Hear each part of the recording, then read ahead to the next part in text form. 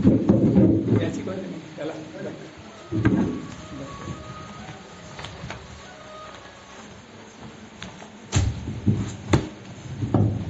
आज अख्खा दिवस पावसाचा.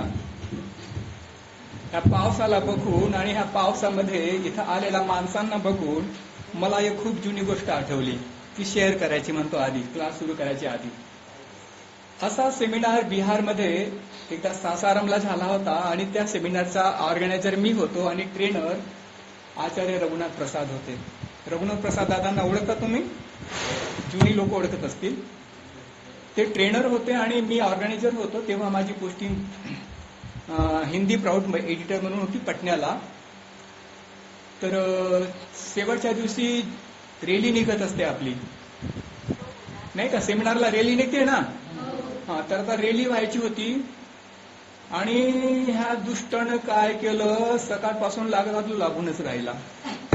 जो दुष्ट नाही बरं का, तो आपला मित्र आहे. बरं, ओके. काय करू मी? अरे वासराला बघून जसा पाना फुटावा ना गाईला, तसंच मैं पामराचं होत है. हाँ, तो मैं ये बता रहा था कि ऐसा ही एक सेमिनार बिहार में सासाराम जिले में हो रहा था. मैं स्वयं ऑर्गेनाइजर था और दादा रघुनाथ प्रसाद जो हमारे आनंद मार्ग के कभी प्रेसिडेंट भी रहे हैं, समझे ना, वो ट्रेनर थे. और उस समय मेरी पोस्टिंग पटना में थी. ये जो पानी आज हम लोगों के पीछे लगा हुआ है, पानी की बात आ गई. ये अभी ये सीजन, कौन सा सीजन चल रहा है? बारिश का.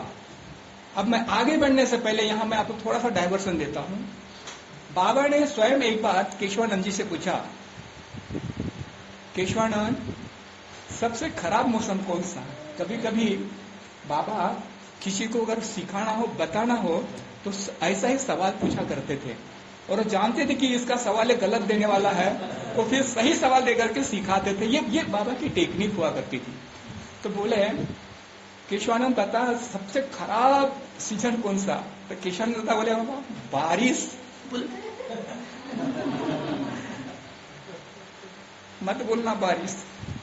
बारिश अगर नहीं होगी तो खाओगे क्या? खाओगे नहीं तो जगोगे कैसे? जगोगे नहीं तो साधना करोगे कैसे? इसलिए सबसे अच्छा मौसम अगर कोई है तो वो है,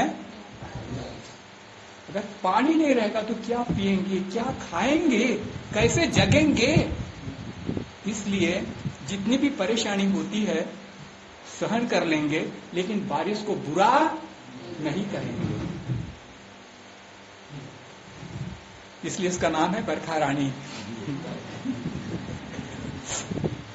अब मैं वो घटना आगे बढ़ा रहा हूं, ठीक है? तो सेमिनार के दिन रैली होने वाली थी और रैली के जस्ट पहले, सुबह में तो अच्छा मौसम था, रैली के जस्ट पहले जो धुआंधार बारिश आई, कीचड़ ही कीचड़. अब फिर पूर्व निर्धारित कार्यक्रम के अनुसार जुलूस तो निकलना है. तो मैंने बोला, जो नहीं जाएंगे नहीं जाएंगे, जो जाएंगे सो जाएंगे. मैं आगे रहूंगा, पीछे कौन कौन आते हैं मुझे देखना है. ऐसा बोल करके मैंने झंडा लिया और बाबा का नाम लेकर के जय गर्जना करके जो रैली में निकला, तो मेरे पीछे आप विश्वास नहीं कीजिएगा, सब निकले. वो भी निकली जिसकी गोद में छोटी बच्ची थी. रास्ते में जब मेन रोड से गए तो हाँ बस, हाँ दादा ये वो चेयर है ना मम्मी के लिए, मम्मी पापा के लिए चेयर दे देना बेटा. वो नीचे नहीं बैठ पाती ना. अरे ती चेअर साईडला करणार आहे घेतात. अरे आईला बसता येत नाही ना. नाही इकडे बसते सर, इकडे साईडला बसते. बाबा पण बसतील. तो क्या हुआ, जब जुलूस जा रहा था तो जो मेन रोड था, पक्का रोड था, वहां तो कोई प्रॉब्लम नहीं था. फिर गली में घुस गए तो अरे रामा, यहां से वहां तक पानी ही पानी और कीचड़ ही कीचड़. थम गया थोड़ी देर के लिए जुलूस, रुक गया. जाए तो कैसे जाए, जूता पैर में, चप्पल पैर में, क्या हाल होगा. लेकिन मैं जब चल दिया तो किसकी हिम्मत है रुके. चल दिए सब. वहां पर वो जो दीदी थी उसको मैंने कहा, दीदी छोटा बच्चा है आपके ग्रुप में, आप मत इसमें घुसिए, आप यहीं से वापस चली जाइए। बोले नहीं दादा हम चलेंगे। और उसमें से धोती वाला तो कोई ना था, लेकिन मेरी माता या बहनें जो थी वो तो साड़ी वाली थी, वो अपनी साड़ी को हाथ से ऊपर किए हुए वहां से पानी से निकली। इतना पानी था कि उन्हें से नीचे पानी था, ठीक है, लेकिन पीछे नहीं हटी। मैं आज यहां जो बैठे हुए लोग हैं उनको सलाम करता हूं। सुबह से पीछे लगा था, ये पानी सुबह से पीछे लगा था, फिर भी भीजते हुए आए। मैंने कुछ लोगों को देखा यहाँ अपनी पैंट को खोल करके दादा से बोले आयरन दो दादाजी, हम गीले हो गए। आयरन को सुखा सुखा करके पहना, वो है कि नहीं चला गया। ठीक है, दिस इज द स्पिरिट। बाबा जो कोई काम बोलते हैं कि करना है तो करना है, समझ में। कल भी मैंने एक बात बोला था, मेरी पोस्टिंग तभी मतलब टेम्पररी पोस्टिंग हुआ करती थी आनंद नगर में, और बाबा बोलते थे कि ये जो मकान है ये कल तक बनना है, कल तक बनना है। आज सुबह से शुरू कर रहा हूं, कल उसको खत्म करना है। छोटा सा मकान उनको दिखाने के लिए बनना है बहुत बड़ा, लेकिन शुरुआत होनी है, कम से कम कुछ तो हो जाए। तो शाम हो गई, कुछ नहीं हुआ। तो फिर दादा लोग बोले सत्यव्रतानंद एक काम करो, हम गैस जला करके लाते, तुम गैस के प्रकाश में काम करो। हम गैस जला करके रात के अंधेरे में काम रुकने नहीं दिए, करते रहे, क्योंकि दूसरे दिन बाबा को कंप्लीट करके देना था। और मैंने देखा मालिक की गाड़ी उधर से जा रही थी रोड से, बाबा वहां रुके और रुक करके देखने लगे इधर कि काम चल रहा है। This is the spirit you wanted from us. जब एक बार गुरु बोलता है कि ये काम होना है तो होना है, फिर उसमें पीछे नहीं देखना है, करना ही है। तो जो हो, अब मैं अपने टॉपिक की ओर आता हूं। जैसे मैंने कल कहा था कि खाने में सबसे पहले कड़वा खाते हैं, तो कल हमने कड़वा खाया और उसके बाद में मैंने कशेला भी खिला दिया आपको। कड़वा और कशेला खा लिया और उसके साथ ना और भी जो रस थे वो भी खत्म कर दिया। अभी लास्ट में एक ही रस बचा हुआ है, वो है मधुर रस, मीठा रस। ठीक है, तो मीठा कुछ भी हो सकता है, रसगुल्ला भी हो सकता है, रसमलाई भी हो सकती है। हाँ, और वो पॉकेट में वहां देख रहा हूँ कि पता नहीं उसमें क्या है। काजू कतली भी हो सकती है, खीर और हलवा तो हो ही गया। आज दिन भर मधुर है। सुबह नाश्ते में हलवा मीठा, हाँ, और अभी दोपहर में खीर और शाम को काजू कतली। अयो जो रामा।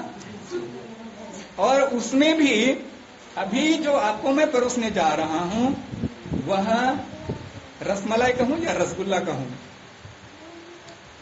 दोनों में कौन सा अच्छा है वही खिलाऊंगा। रसगुल्ला खाएंगे या रसमलाई खाएंगे? हाँ? आई तुम्ही चिचार मध्ये बसा।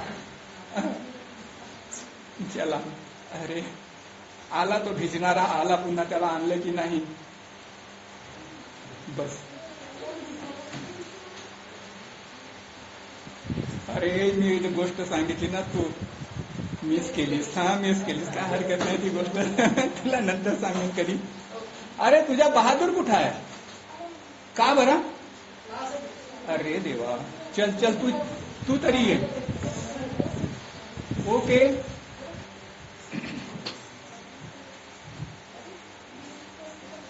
इस प्रकार का जब क्लास होता है ना, to be very very Frank,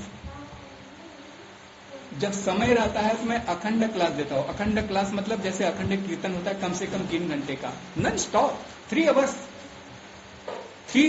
और एक भी आदमी जब सुर में बैठता है तो भूख प्यास सब भूल जाता है और सुनता रहता है। लेकिन अभी ऐसा क्लास मैं नहीं दूंगा। बारिश का मौसम है, छुट्टी का दिन है, रास्ते में भीड़ रहती है, जाम रहता है, घर जल्दी पहुंचना है, इसलिए मैं आप लोगों का ज्यादा समय नहीं लूंगा, कोशिश करूंगा 1 घंटे में क्लास खत्म करूंगा। अभी टाइम कितना हुआ? 3:30, 4:30 बजे तक क्लास चलेगा। हाँ या आप अगर आप बोलोगे कि ए बूढ़े बच्चे हम 1 घंटा समय नहीं देंगे, आधा घंटा में करना हो तो करो खत्म, तो मैं मुझे वो भी मंजूर है, जो आदेश होगा आप लोगों का। चलेगा? ठीक है।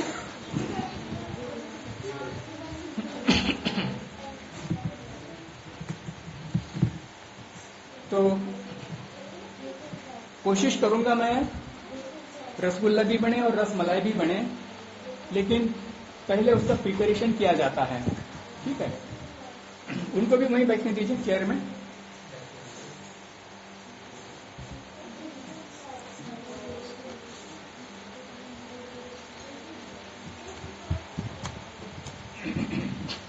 आज का क्लास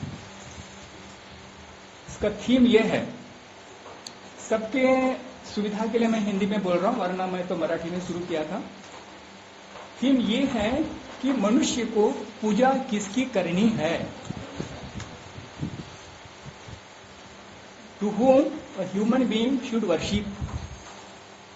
मनुष्य धरती पर आता है और वह जब होश में आता है, बचपन में तो पापा मम्मी जिसकी पूजा करते हैं उसी की करता है। मंदिर में जाते हैं तो मंदिर में भी जाते हैं, मैं भी जाता था बचपन में था तो शिव जी के मंदिर में, कभी कृष्ण के मंदिर में, कभी हनुमान के मंदिर में, तो कभी दुर्गा के मंदिर में। जब जैसा मौका मिलता था उसी मंदिर में, जहां पापा मम्मी ले चलते थे उसी मंदिर में चल देते थे। तो ये शुरुआत होती है मनुष्य के जीवन की बचपन से ही। बल्कि यूं कहूं मैं, बचपन से क्या, यहां पर हम लोगों के बीच में एक व्यक्ति ऐसी हैं कि वो नए बाबा के बेटे को जन्म देने वाली है। यही से शुरुआत होती है। मां के कोख में बच्चा जब पलने लगता है वही से शुरुआत होती है। ठीक है, अभिमन्यु की कहानी आप लोग सभी जानते हैं। इसलिए ये संस्कार जो होता है बच्चे को ये बचपन से क्या, जन्म मतलब कोख से ही दिया जाता है। कोख से ही मां जिस प्रकार का विचार करेगी उस अवस्था में, वही संस्कार उसका बच्चा प्राप्त करता रहेगा। वो जिसकी पूजा करती रहेगी, धीरे धीरे स्लो एंड ग्रेजुअली उसी की पूजा का संस्कार भी उसके मन में जगता जाएगा। ठीक है, वॉल्यूम कमी आहे का याचा? वॉल्यूम थोडा वाढवून दे, थोडासा वाढवून दे। अरे नाही रे, हे ऑन नाही, हे बघ अक्षय, हे ऑन आहे का बघ आधी।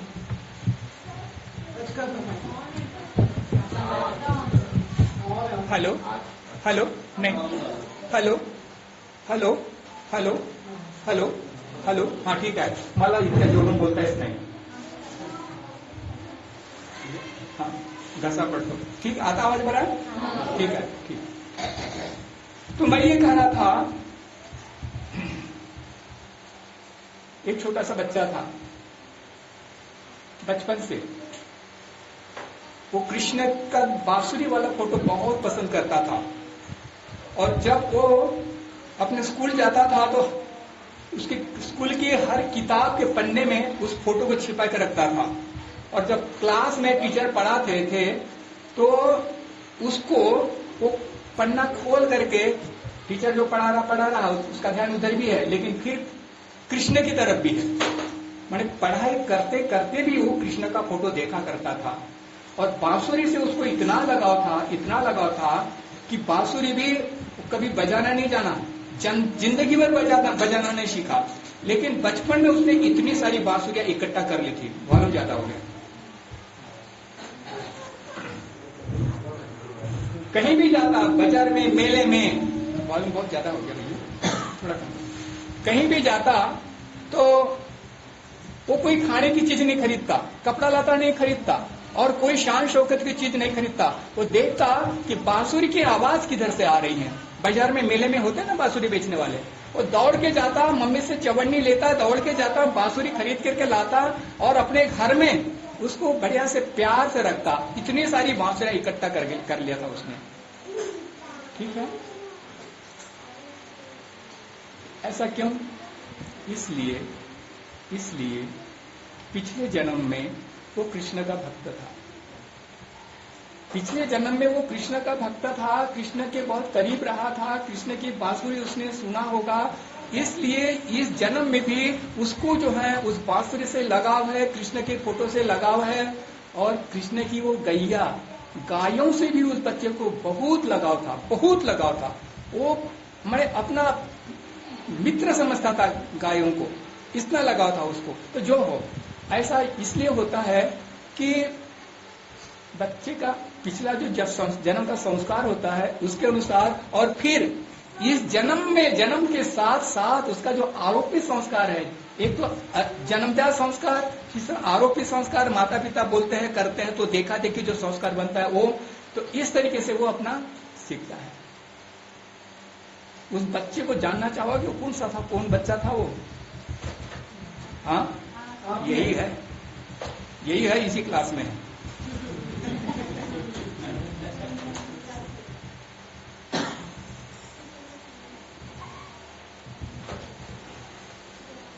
बांसुरी की जब बात चल रही है तो मैं इस घटना को भी जरा बता देना चाहता हूं पहले ही, हालांकि मैंने सोचा था इसके जिक्र में लास्ट में करूंगा।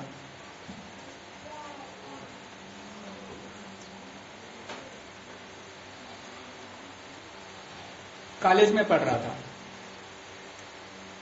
हमारे महाराष्ट्र में एक त्योहार आता है, उसका नाम है जिउत्या, इसी महीने में आता है, जुलाई में। आज ही है, क्या संजोग है। ओ माय लॉर्ड, ये 1970 की घटना बता रहा था, और उस समय मैं किसी यूनिवर्सिटी का स्टूडेंट था। मम्मा ने कहा था, बेटा कुछ भी हो जाए, तेरा कॉलेज छूट जाए तो छूट जाए, किंतु आज तुझे आना पड़ेगा। मैं घर से बहुत दूर कॉलेज में पढ़ता था, रूम लेकर के। सुबह एक ही गाड़ी थी दिन भर में। मैं सुबह गाड़ी पकड़ने गया तो गाड़ी छूट गई। मैं जैसे स्टेशन पर पहुंचा गाड़ी निकल गई, तो मैं माथा ठोका। एक गाड़ी खड़ी थी, मालगाड़ी, और वो उसी रूट में जाने वाली थी। तो मैंने कहा चलो इसी गाड़ी से मैं जाऊंगा आज, मालगाड़ी से। मैं जाकर के ड्राइवर से मिला, तो ड्राइवर बोला हाँ गाड़ी तो जाएगी उस स्टेशन पर जिधर आपको जाना है, लेकिन आप वो पीछे में गार्ड है, गार्ड को पूछ लीजिए, गार्ड के डब्बे में बैठ जाइए।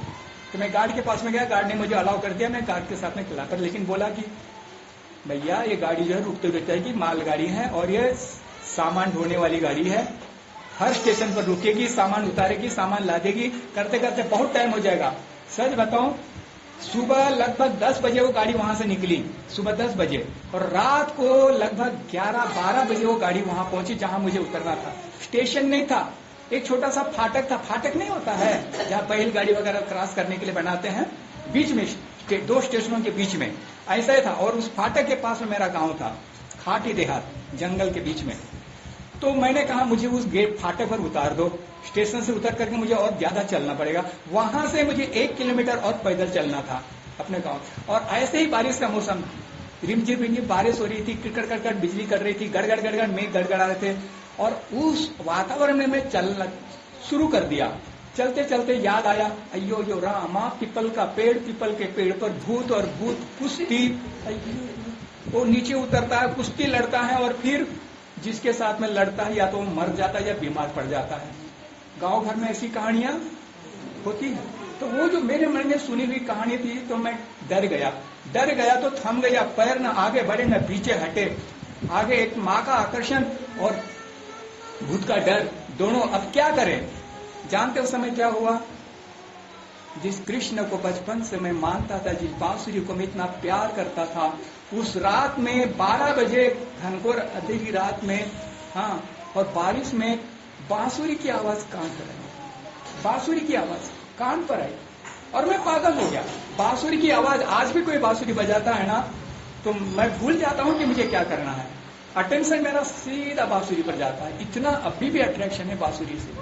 तो मैं भूल गया कि वो पीपल का पेड़ है, पीपल के पेड़ पर भूत रहता है, कुश्ती लड़ता है, कुछ भी याद नहीं रहा, सब भूल गया। और पैर चलने लगे, पैर चलते चलते चलते चलते मैं आगे गया तो बांसुरी आवाज बंद, बांसुरी की आवाज जब बंद हुई तो देखता हूं मेरा घर सामने है और पीपल का पेड़ बहुत दूर पीछे छूट गया है। ये घटना कब की है? मैंने दीक्षा नहीं ली थी, मैं आनंद मार्गी नहीं बना था, मैं सन्यासी नहीं बना था, मैं नान मार्गी था, बाबा आनंद मूर्ति को मैं जानता नहीं था, किसी दादा दीदी को भी मैं जानता नहीं था। किंतु उसी साल इस घटना के कुछ ही दिन बाद कुछ ऐसा प्रसंग आया, मैंने दीक्षा लिया। दीक्षा लेकर के 1 महीने के बाद ही मैं ट्रेनिंग सेंटर गया।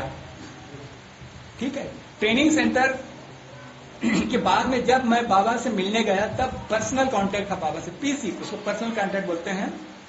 तो पीसी में बाबा से बहुत सारी बातें होती हैं, जिसका जैसा संस्कार होता है उस हिसाब से वो बात करते हैं। तो बाबा ने जैसे मैंने साष्टांग प्रणाम किया, बैठ कर जब बाबा के पास में बाबा को देखने लगा तो बाबा मेरी आंख में आंख फंसा कर बोलते हैं, बांसुरी की आवाज सुनने में बहुत अच्छी लगती है ना।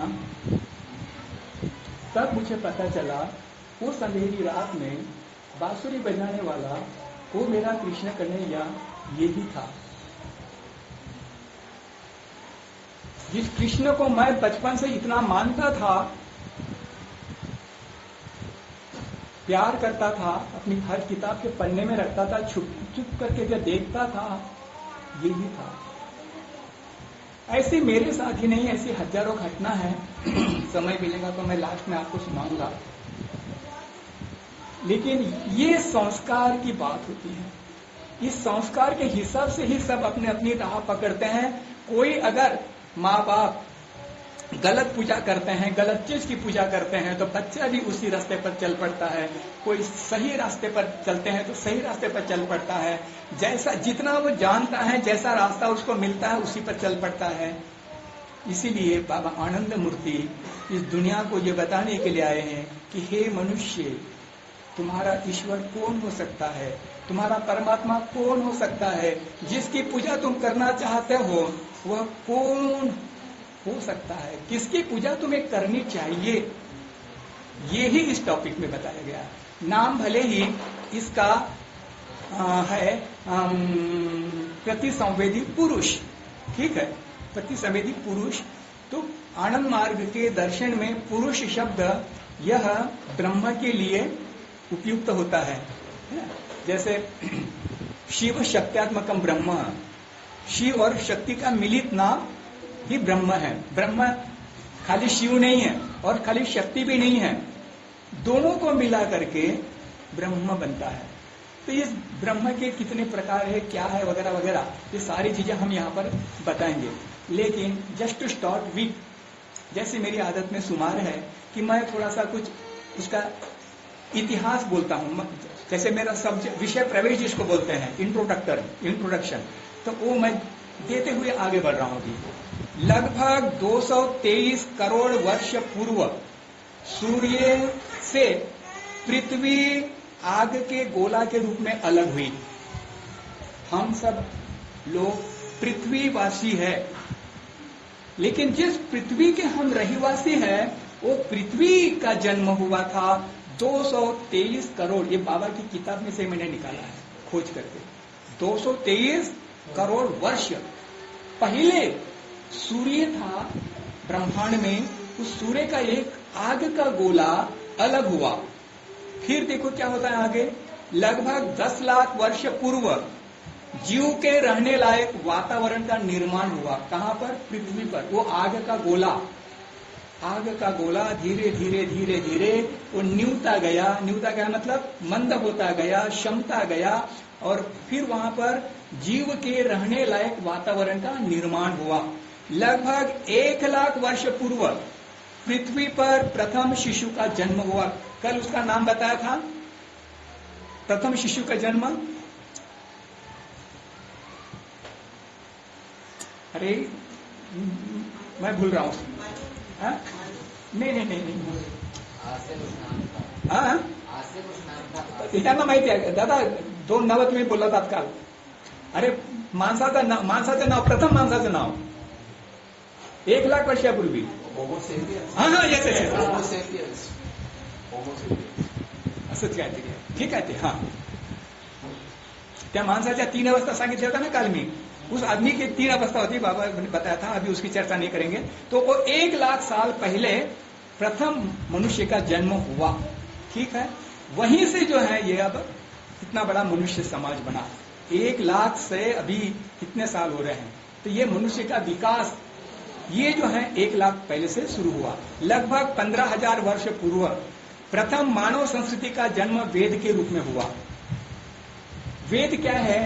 वेद मनुष्य को ईश्वर के बारे में, ईश्वर की पूजा कैसे करना है इसके बारे में, ईश्वर मनुष्य के जीवन का लक्ष्य क्या है, उसका कर्तव्य क्या है, उसका धर्म क्या है, ये बताने के लिए ऋषि मुनियों ने खोज किया। लगभग 300 साल ऋषि मुनियों ने, अलग अलग ऋषि मुनियों ने खूब खोज किया। हम जन्मे तो कैसे जन्मे, कहां से आए? सब जानते हैं कि माँ की कुख से आई, लेकिन मेरी माँ कहां से आई, मेरा बाप कहां से आया?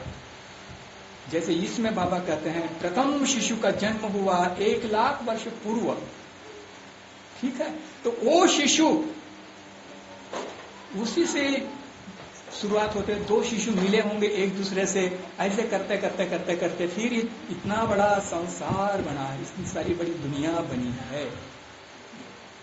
तो अब इस दुनिया में जो संस्कृति है 15,000 वर्ष पहले शुरू हुई है, सभ्यता और संस्कृति।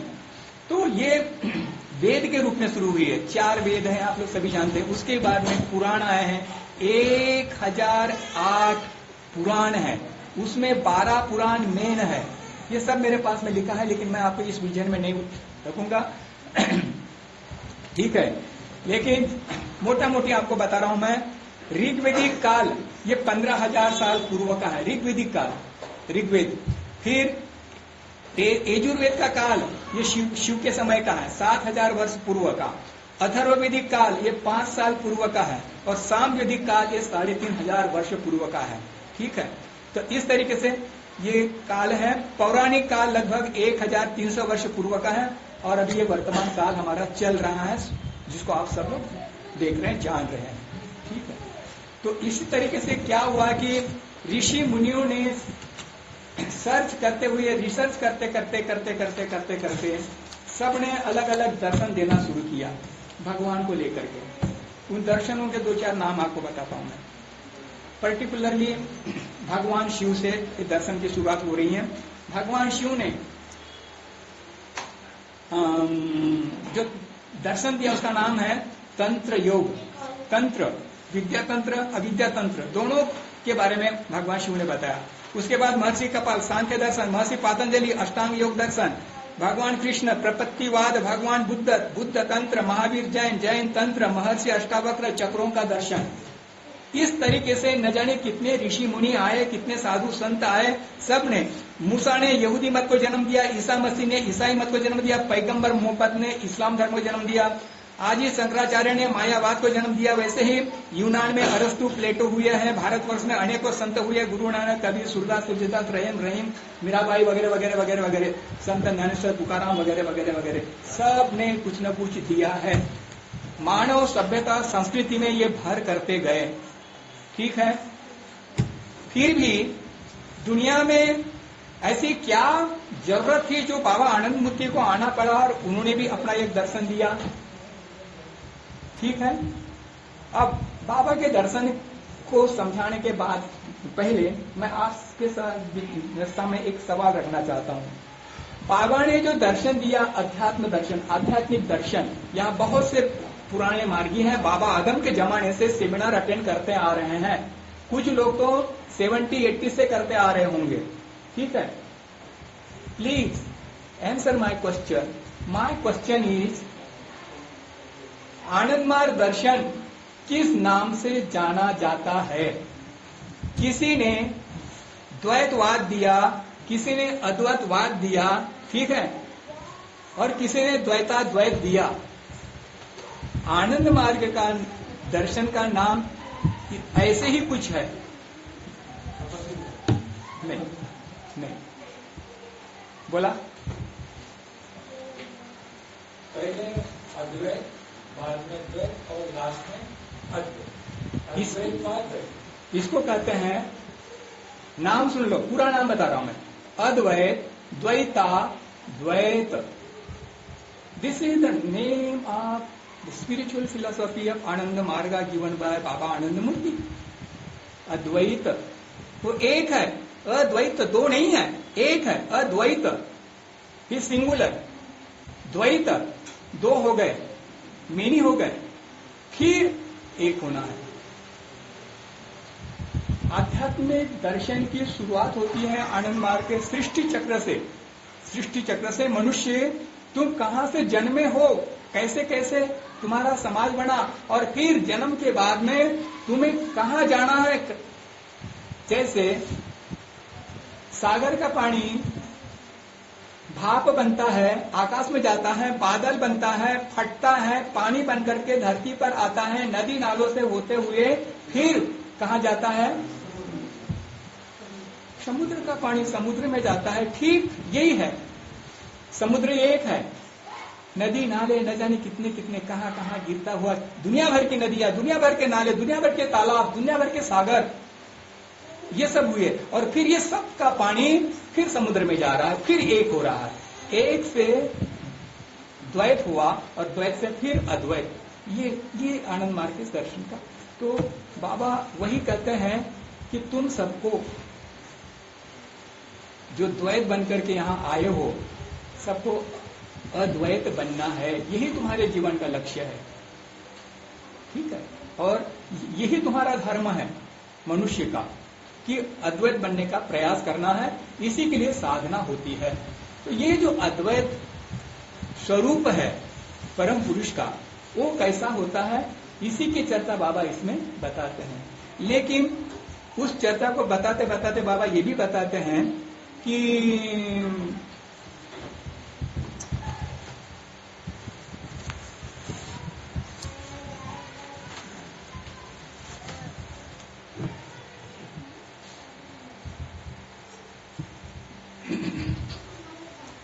मनुष्य, कल मैंने बताया था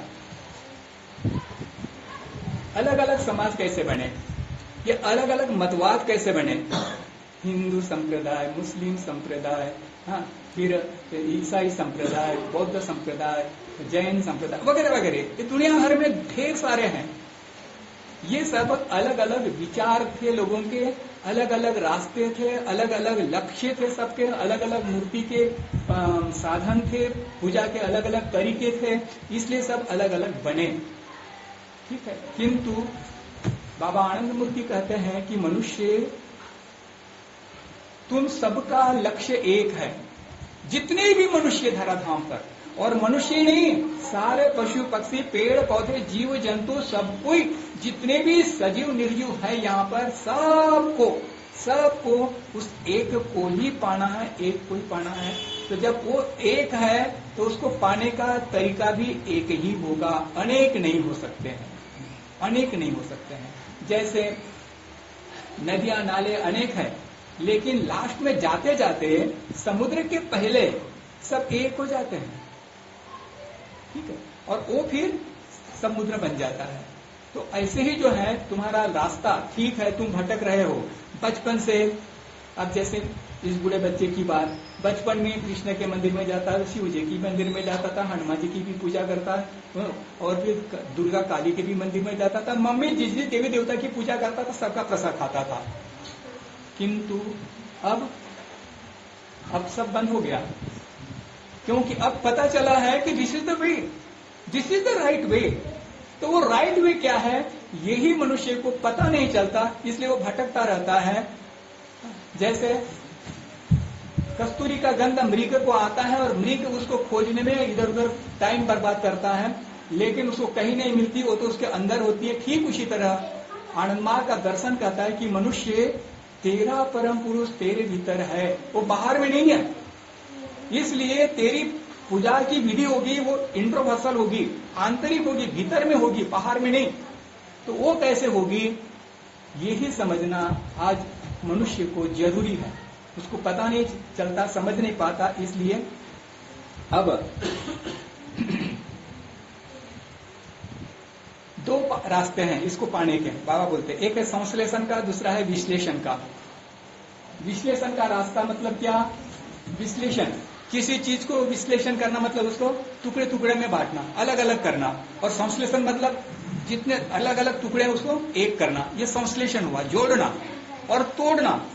तो रास्ते अलग अलग इधर उधर भटकते रहना, ये विश्लेषण का पथ हुआ। संश्लेषण का पथ जो सबको मिला करके एक आगे बढ़ना, ये संश्लेषण का पथ हुआ। एग्जाम्पल देता हूं, जैसे विश्लेषण माने क्या, एक परमात्मा था, एक परमात्मा से उसने सोचा एको हम बहुश्यामी, और वो फिर प्रकृति उसके साथ जो उसकी अर्धांगिनी थी प्रकृति, उसने अपना कार्य शुरू कर दिया। पुरुष ने उसको परमिशन दे दिया कि तुम अपना निर्माण का प्रकरोति थी प्रकृति, मतलब वो प्रकार बनाती है, प्रकृति उसकी का नाम है जो प्रकार बनाती है, अलग अलग प्रकार। ये अलग प्रकार है, इसका अलग प्रकार है, इसका अलग प्रकार है, उसका अलग प्रकार है, जीव जंतु का, पेड़ पौधे का, दुनिया भर की कितने प्रकार है, ये अनेक प्रकार। तो उसने अपना काम शुरू किया। उसके बाद में फिर धीरे धीरे अहम तत्व आया, महत तत्व आया, अहम आया, चित्त आया, चित्त के बाद में फिर 5 तत्व आ गए, पंचमहाभूत आ गए।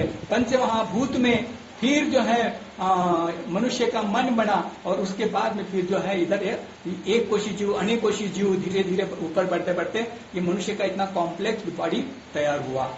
तो परम पुरुष से ये पंच तत्व तक ये हुआ विश्लेषण का पद, विश्लेषण का पद, यानी एक से अनेक हो गए यहाँ पर। और अनेक से जो एक का पद है वो है संश्लेषण का पद। तो बाबा कहते हैं क्या तुम्हें विश्लेषण का पद नहीं स्वीकार करना है, संश्लेषण का पद स्वीकार करना है। अब विश्लेषण के पद में क्या क्या चीजें आती हैं, पर्टिकुलरली 5 चीजें, तो सुन लीजिए। काल, स्वभाव, नियति, दृच्छा, पंचभूत, प्रकृति और जीवात्मा। ये सारी चीजें ये विश्लेषण के पथ में आती है। तो संश्लेषण के पथ में क्या आता है, एकमात्र परमात्मा। लेकिन ये परमात्मा कौन है, कैसे है, यही आदमी को पता नहीं चलता, इसलिए भटक जाता है और संश्लेषण के रास्ते में ही जो है समय बर्बाद कर देता है। इसलिए वो स्पष्ट इशारा करते हैं। नहीं बताऊंगा मैं, डिटेल में नहीं जाऊंगा। अब घड़ी का काटा मैंने देख लिया।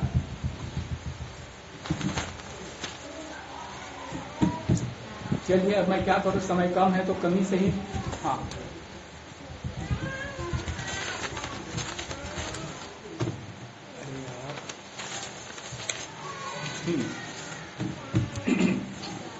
एक सेंटेंस में बोलूंगा। काल माने समय, ये समय आता है, अभी दिन है, रात आएगी, ये स्थिर नहीं है, ये स्थिर नहीं है। जो अस्थिर है उसकी पूजा करना गलत है।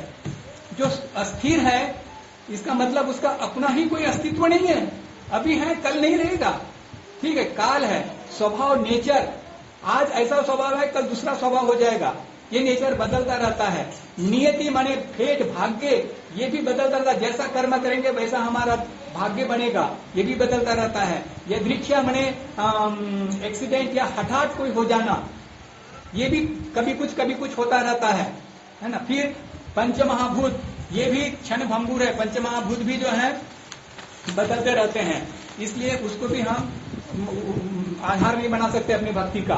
प्रकृति, प्रकरोति, ये हमेशा अपना नेचर बदलती रहती है। प्रकृति, ये जितनी सारी मूर्ति पूजा वगैरह वगैरह है, ये प्रकृति पूजा है। माइंड इट वेट, जितने भी आइडोल वर्शिप है, ये प्रकृति पूजा है। प्रकृति के 5 तत्वों से जो भी चीज बनी है, जिसकी हम पूजा करते हैं, ये प्रकृति पूजा है। जरा समझने की कोशिश करना, यहां से थोड़ा सब्जेक्ट गहन होता जा रहा है। जीवात्मा, जीवात्मा मतलब क्या, जैसे हम सब इंसान हैं, सब इंसान हैं। अगर ये शुभ्रंजू मेरे सामने बैठा है, इसने अगर कोई ऐसा शोध किया जो हमारे कल्याण का है, उसमें हमारी भलाई है, तो हम उसको मानेंगे कि नहीं मानेंगे? और वो जो बोलेगा उस बात करेंगे कि नहीं करेंगे? ये उसकी पूजा हो गई। आपने हनुमान जी की पूजा की और हनुमान जी की मूर्ति के सामने जाकर के आपने खड़े होकर के बोला कि हे हनुमंता, मला अरे माझ्या कुशीत दे न काहीतरी, माझ्या पाठीमाग राहील असा, आणि त्याने जर दिला तर तुम्ही हनुमंताची भक्ती सोडणार का? नाही करणार, आणखी करणार. दिस हॅपन्स असंच होत आहे. कुठलाही माणसाच्या जवळ आपण जातो, तो माणूस जर आपल्यापेक्षा सरस असा काय असेल, त्याच्यामध्ये आपल्यापेक्षा जास्ती असं काही दिसून येईल, हमसे उसमें अगर कुछ ज्यादा अच्छा नजर आया तो हम उसको मानने लगते हैं, उसकी पूजा करने लगते हैं. समाज में ऐसा होता है कि नहीं होता है? आज पैसे की भी पूजा हो रही है. जिसके पास में भक्ति है, गरीब है, तो उसकी कोई पूजा नहीं करेगा, कोई नहीं मानेगा उसको. लेकिन अमीर के पास में जी हुजूर करने के लिए सब तैयार होते हैं. ये प्रकृति पूजा के अंतर्गत आता है सारा. ये प्रकृति पूजा बाबा को मानने नहीं है. तो बाबा बोलते हैं जीवात्मा मतलब किसी एक व्यक्ति के बीच में जो जीवात्मा है ना, ये भी जो है तुम्हारे मन के कर्म बंधन से बंधा है, स्वतंत्र नहीं है, तुम्हारे मन के कर्म बंधन से बंधा है. इसलिए जीवात्मा की भी पूजा नहीं हो सकती है, माने व्यक्ति पूजा भी नहीं कर सकता है. ठीक है, ये है. अच्छा, अब आगे बढ़ते हैं. मैं जल्दी आगे बढ़ूंगा. 4, 5. हाँ, अब प्रकृति की पूजा नहीं करनी है तो फिर किसकी पूजा करेंगे? शिव की. क्योंकि शिव शक्त्यात्मकम ब्रह्म. शक्ति की पूजा नहीं करनी है. काली दुर्गा की नहीं, हनुमान की नहीं, किसी भी देवी देवता की नहीं, किसी भी मूर्ति की पूजा नहीं करना है. तो करना किसकी है? शिव की. ये शिव कैसा है? इसके 3 रूप है. I am coming to the point now. ये जो शिव है जिसको पुरुष कहते हैं, और ये जो प्रकृति है जिसको शक्ति कहते हैं. ठीक है, तो प्रकृति हो या शक्ति हो, ये शिव की शक्ति है, इसलिए शक्ति की पूजा नहीं करनी है. उससे तुम्हें तुम्हारे जीवन का लक्ष्य नहीं मिलेगा. तो पूजा शिव की करनी है. तो अब शिव के कितने प्रकार होते हैं ये हम समझते हैं. ठीक है, साधना शिव की करनी है, शक्ति की नहीं करनी है.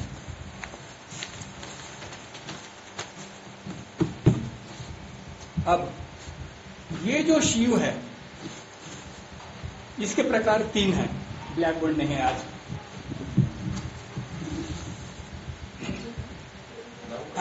ऐसा त्रिकोण है. त्रिकोण में 3 बिंदु है.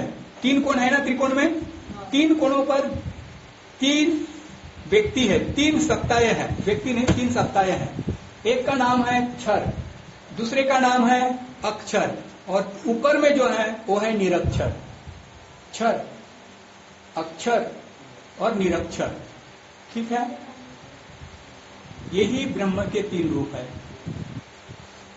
क्षर को कहते हैं सगुण, अक्षर को कहते हैं निर्गुण, और ऊपर का जो निरक्षर है उसको क्या कहेंगे?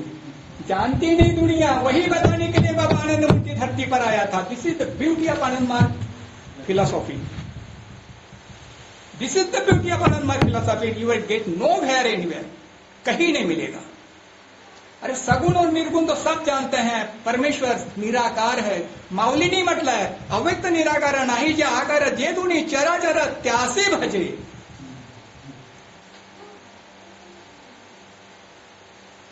सगुण, ये सारा सगुण जो हमें दिखाई पड़ रहा है ये सारा सगुण रूप है. ठीक है, निर्गुण जिसको हम देख नहीं पाते हैं, निर्गुण वो गुण से बना नहीं है. ठीक है, लेकिन बाबा आनंद मूर्ति कहते हैं कि पगलों, और भी ब्रह्म का तीसरा रूप है, वो है निरक्षर, और उस निरक्षर को कहते हैं तारक ब्रह्म. तारक ब्रह्म.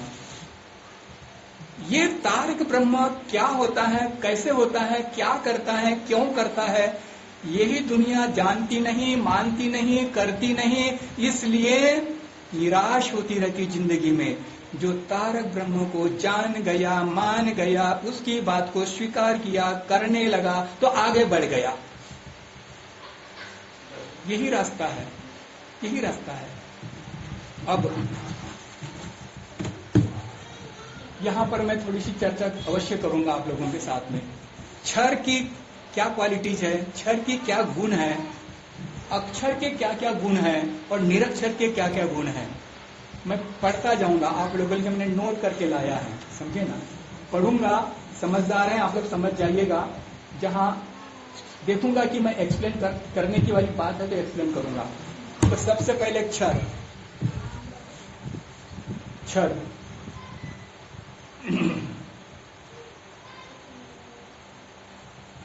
क्षर क्षर चित्ती शक्ति का रूपांतरण है जो प्रकृति की बंधनीय शक्ति के परिणाम स्वरूप बनता है। मैंने पहले ही कहा, एको हम बहुश्यामी जब ऐसी कल्पना करता है ब्रह्म, तो यह प्रकृति अपना काम शुरू कर देती है और प्रकार बनाती है। यही वो बात है। चित्ती शक्ति, ब्रह्म को चित्ती शक्ति कहा गया यहाँ पर। क्षर चित्ती शक्ति का रूपांतरण है, परिवर्तन है, उसका रूप परिवर्तन है, बंधनी शक्ति के परिणाम स्वरूप बनता है। ये सारा उसके बंधनी शक्ति बना है। इस विश्व में हम जो कुछ भी देखते हैं अथवा जो कुछ भी हमारे प्रभाव के क्षेत्र में आता है वह सब कुछ क्षर है, अर्थात प्रकृति द्वारा निर्मित है। ठीक है। क्षर मरणशील है, मृत्यु है, रूपांतरण की यह प्रकृतियां जो भी आगच्छति सह गच्छति, आया सो जाना है। क्षर ब्रह्म अर्थात रूपांतरित ब्रह्म, विषयीभूत ब्रह्म, प्रकृति के बंधनी प्रभाव से सृष्ट एवं संसार क्षर है। यह संसार क्षर है, बाबा बोलते हैं। ये दुनिया जो है ये क्षर है, सगुण ब्रह्म है। क्षर यदि साधक अपनी भावना अथवा आराधना का विषय बनाता है तो वह अंततः क्षर में परिवर्तित हो जाएगा, अर्थात स्थूल वस्तु में बदल जाएगा। इसलिए मूर्ति पूजा करेंगे तो मूर्ति बन जाएंगे। ठीक है। इसलिए ये इसका एक वैज्ञानिक आधार है, तो बदल जाएगा। अतः क्षर मन का विषय नहीं हो सकता। प्रकृति को प्रधाना कहते हैं क्योंकि सृष्टि कार्य में उसकी भूमिका प्रधान या प्रमुख हो जाती है। प्रकृति क्षर है, पुरुष अक्षर है। प्रकृति क्षर है, ये सारा प्रकृति का रूप है, ये क्षर है, पुरुष अक्षर है। क्षर नाम रूप का जन्म मरण हो रहा है। इस दुनिया में जो भी आ रहा है उसी का जन्म और मरण हो रहा है। क्षर माने इंद्रिया, चित्त, मन, अहम जो परिवर्तनशील है। प्रकृति के प्रभाव से ब्रह्म का जो अंश ज्ञेय अर्थात विषय में परिणत होता है उसको क्षर कहते हैं, अर्थात जिसमें विकृति आ गई है। क्षर जिनका ध्येय है उन्हीं को जड़वादी कहते हैं। क्षर ये सगुण ब्रह्म, ये मूर्ति वृत्ति जितना भी है, ये सब का जिसका ध्येय है जिंदगी पाने का, वो सब जड़वादी है। ठीक है। हाँ,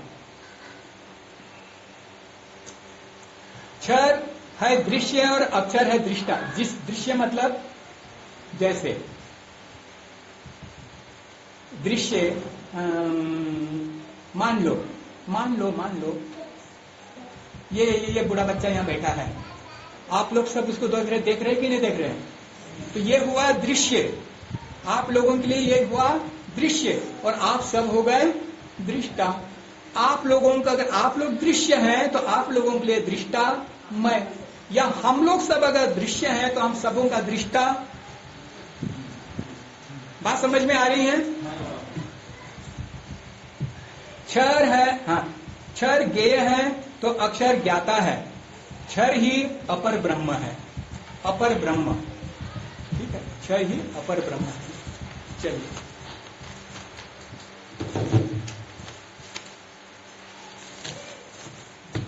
अब अक्षर ब्रह्म, दुनिया की चर्चा हमने किया, ये क्षर है। अब अक्षर ब्रह्म यह है अपर ब्रह्म।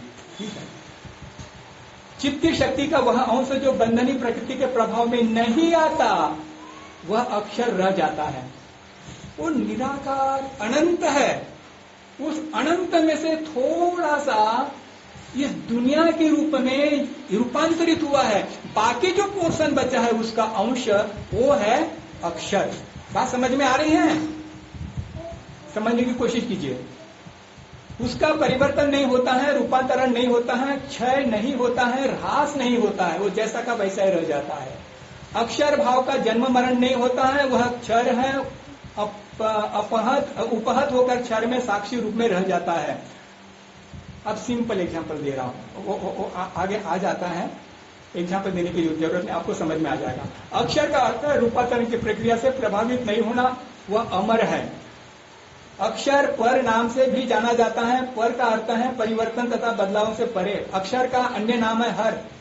हर का अर्थ होता है दूसरों से प्रभावित परिवर्तित नहीं होते हैं। अक्षर भी साधक आराध्य नहीं हो सकते हैं, क्योंकि अक्षर शर से सदा संबंधित है, इसलिए अक्षर मुक्त पुरुष नहीं हो सकते। वे अनेक कर्तव्यों के करने में व्यस्त रहते हैं। जहाँ प्रकृति की सहायता से मूल सत्ता रूपांतरित नहीं हुई है, उसे कहते हैं अक्षर पर ब्रह्म। अक्षर ब्रह्म है दर्शक, अक्षर ब्रह्म है ब्रह्म साक्षी।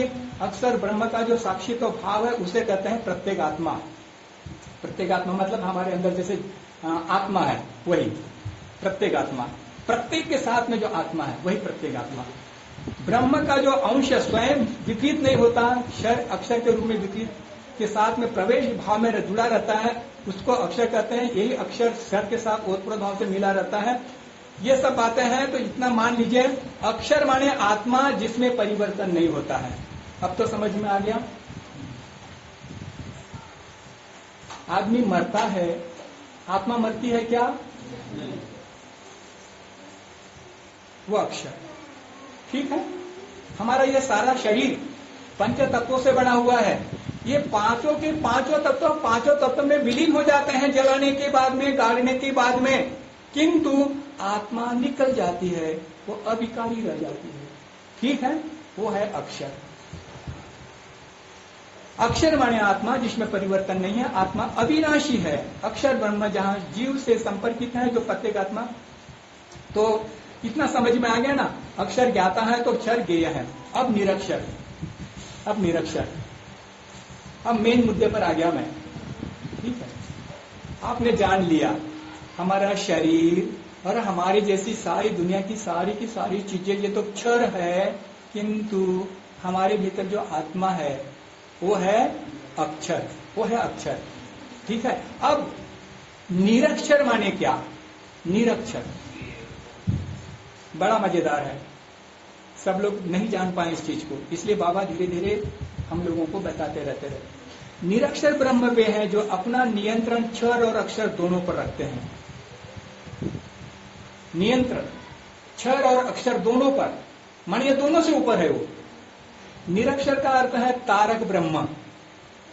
मैंने कहा ना, क्षर यहां है, अक्षर यहां है और यहां पर तारक ब्रह्म है, ऐसा त्रिकोण है। और बीच में है वो पुरुषोत्तम कहलाता है, ठीक है।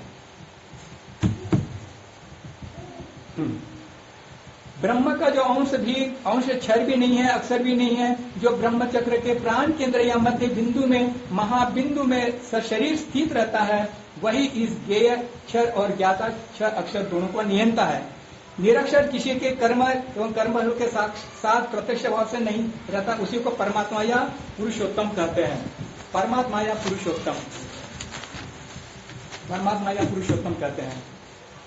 चलिए, अब इसमें बहुत सारी बातें हैं, लेकिन मैं काम की बात बताऊंगा, सारी बातें पढ़ूंगा तो हमें समय नहीं मिलेगा, आधा घंटा समय कम पड़ेगा।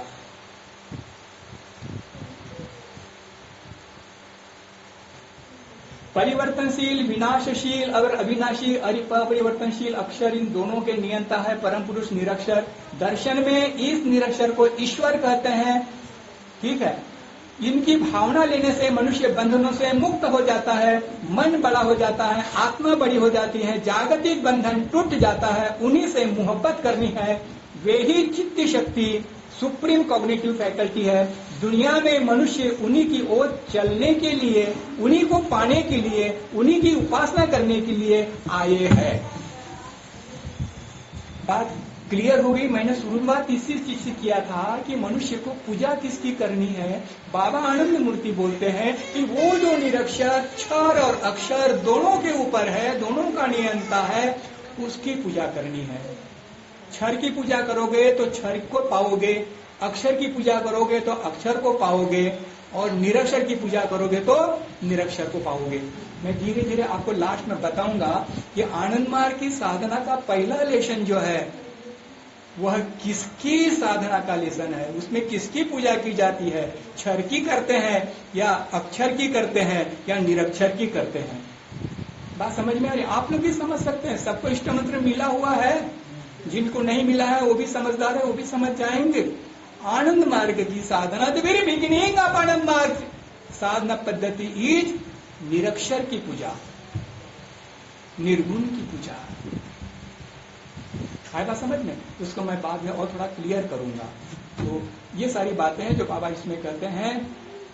हाँ, निरक्षर ही मोक्ष पद के प्रदाता या नियंत्रक है। निरक्षर ही, निरक्षर अपर ब्रह्म। अब देखिए, निरक्षर ही मोक्ष पद के प्रदाता या नियंत्रक है। इसका मीनिंग क्या हुआ बताओ तो? कि निरक्षर ही हमें मुक्ति या मोक्ष दे सकता, कोई देवता नहीं दे सकता, कोई नहीं दे सकता, कोई नहीं दे सकता। अरे जिस तुकाराम को कहते हैं लोग कि वो हंस के ऊपर बढ़ करके उड़ गया, ये कपोल कल्पित नहीं है, कपोल कल्पित नहीं है। मैं आपको बता नहीं सकता। बाबा ने बहुत सारे की दीक्षा साधना पद्धति दिया है। आप लोगों की जो जनरल साधना पद्धति है, ये सहज योग की साधना पद्धति है, जिसमें 6 लेसन होते हैं, खाली 6 लेसन। उसके बाद में विशेष योग है जिसके 17 लेसन होते हैं, 17 लेसन। उस 17 लेसन में एक लेसन ऐसा होता है, समझिए, वो लेसन सीखते सीखते मुझे तुकाराम की बात याद आई।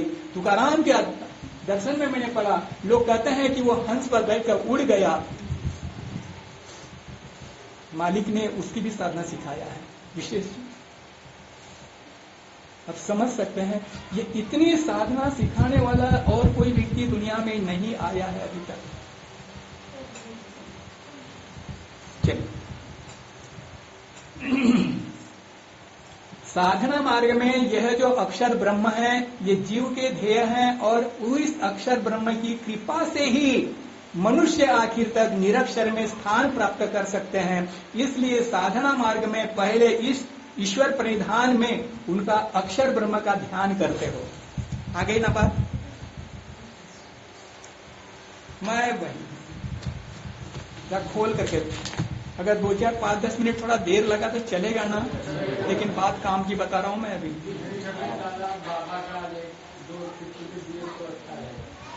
काम की बात बता रहा हूं मैं अभी। जिस किसी ने इष्ट मंत्र लिया है, किसका इष्ट मंत्र क्या है मैं जानता हूं, दादा जानते हैं, दीदी जानती है, यहाँ जितने लोग बैठे हुए हैं, बाकी और लोग नहीं जानते हैं, क्योंकि वो सिर्फ अपना मंत्र जानते हैं। आनंद मार्ग की साधना में इष्ट मंत्र एक ही नहीं है, अलग अलग है, और मनुष्य के संस्कार के हिसाब से दिए जाते हैं, संस्कार के हिसाब से, समझ गए? यहां पर एक बात बता देना चाहता हूं, काम की बात है इसलिए बता रहा हूं मैं। अच्छी साधना करने के लिए 3 चीजों की जरूरत है, 3 चीजें। ये तो जो इष्ट मंत्र मिलता है वह हमारे संस्कार के अनुकूल होना चाहिए। डॉक्टर दवा देता है हमारे सिम्टम्स के अनुसार, हमारे रोग के सिम्टम जो होते हैं लक्षण के अनुसार दवा देता है। गुरु इष्ट मंत्र देता है मनुष्य के संस्कार के अनुसार। ये संस्कार ही तो हैं, ये संस्कार ही तो हैं जो हमारे और भगवान के बीच में भावसागर बोलते हैं ना, भावसागर पार करना है, ये कॉमन शब्द है। लेकिन ये भावसागर है क्या चीज? क्या ये महासागर या प्रशांत महासागर जैसा कुछ सागर है क्या? नहीं। अरे आपके हमारे संस्कारों का जो भोग है वही भावसागर है। तो इस भावसागर को पार करने के लिए गुरु सबसे पहले हमारे संस्कार को देखते हैं, जैसे डॉक्टर हमारे लक्षणों को देखता है फिर दवा देता है। ये इष्ट मंत्र किसी को बताना है क्या? बता सकते हो क्या? आप लोगों ने प्रतीक पर हाथ रख करके जो प्रतिज्ञा ली थी उसके बारे में बता रहा हूं मैं खोल करके बोल रहा हूं कि आपका लेसन रिवीजन हो जाएगा। समय रहता तो मैं और डिटेल में जाता, लेकिन मैं सारी बातों का छेड़ूंगा नहीं, लेकिन ये काम की बात है इसलिए बता रहा हूं मैं साधना की गुप्त बात किसी को बताऊंगा। दूसरी, मैं अपनी शक्ति के अनुसार सबकी सेवा करूंगी। मैं जानबूझकर किसी का बुरा, ये 3 चीजों का पालन अगर अच्छी तरीके से होगा तो साधना निश्चित रूप से अच्छी होगी। सेवा करो, जो सेवा के लायक हैं उनकी सेवा करो, और किसी का बुरा मत करो। जो तो को काटा वो है, वो को बोतु फूल, तो को फूल के फूल है, वो को है त्रिशूल। कबीर की ये वाणी। इसलिए तुम्हारा अगर नुकसान होता है तो सह लो, लेकिन बदले में दूसरे का नुकसान मत करो। 17 सन्यासी कलकत्ता में दिन दहाड़े मारे गए थे कम्युनिस्टों द्वारा, किंतु मालिक ने ऑर्डर दिया क्या, अगर बाबा अगर एक सेंटेंस बोल देते कि चूड़िया पहन रखी हो तुमने, खाली इतना कहना था बाबा का, इतना कहना अगर बाबा बोल देते तो क्या मजाल थी वहां पर। 17 के बच्चे 1700 मारे जाते। किंतु मालिक जानते थे कि मेरे बेटे बेटियों ने तो ये शपथ ली है, ये व्रत लिया है कि मैं किसी का बुरा नहीं करूंगा। अगर बुरा करने की भावना मन में आ गई, माय डियर, सच बताता हूं, साधना नहीं होगी, साधना नहीं होगी। इष्ट मंत्र चाहे जितना भी पावरफुल हो, सेवा नहीं करोगे, दूसरी की भलाई नहीं करोगे और दूसरे को कष्ट करोगे, साधना नहीं होगी। That will be the wastage of your time and energy. साधना करने के लिए वाइटल एनर्जी की जरूरत पड़ती है, वो सब बेकार जाएगी, बर्बाद हो जाएगी। अब मैं यहां पर बता रहा था क्या बता रहा था मैं? हाँ, फर्स्ट लेसन का जो ये जो है ना, हाँ, अक्षर ब्रह्म ईश्वर प्रणिधान, सबने फर्स्ट लेसन लिया है। तो इसमें जो हम भाव लेते हैं, क्या इसमें 2 भाव है। पहला भाव है तुम वही हो, दूसरा भाव है, इसको कहते हैं ऑटो सजेशन। दूसरा भाव है आउटर सजेशन। ऑटो नहीं, मैं वही हूं, ये है ऑटो सजेशन। तुम वही हो, ये है आउटर सजेशन। ये 2 ही भाव है। मतलब हमको बनना है शिव नहीं, कृष्ण नहीं, हनुमान नहीं, काली दुर्गा नहीं, कुछ नहीं। दुनिया में जितने आए गए हैं उसमें से कोई नहीं बनना है। तो हमें क्या बनना है? निरक्षर बनना है। निरक्षर बनना है, जो ऐसा है जो क्षर और अक्षर का नियंता है, जो किसी के बंधन में नहीं आया है, वो बनना है हमें, वो बनना है। बाबा के शरीर को एक दादा बहुत प्यार करते थे, बहुत प्यार करते थे। बाबा ने कहा, बंदे इस शरीर को प्यार मत कर, मेरे आनंद मूर्ति रूप को प्यार कर। ये जो शरीर दिख रहा बाबा का, ये प्रभात रंजन सरकार का शरीर है। इसके अंदर जो सत्ता है इस शरीर के अंदर, वो है आनंद मूर्ति, वो आनंद मूर्ति रूप उनका हम जब साधना करते हैं तब कभी कभी देखने को मिलता है।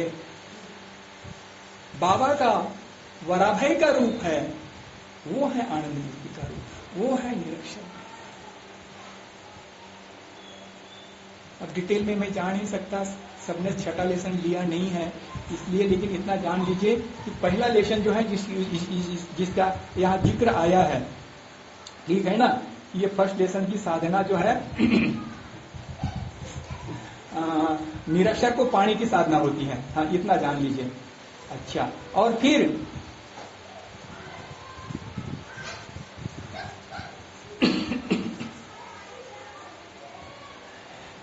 निरक्षर के लिए ही श्लोक में कहा गया है।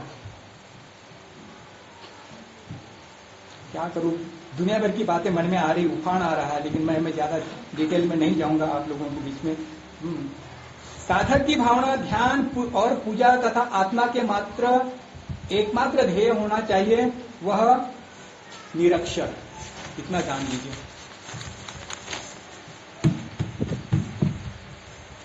अरे भाई यो राम, ये घड़ी का काटा कहा इतना तेजी से बढ़ता है रे।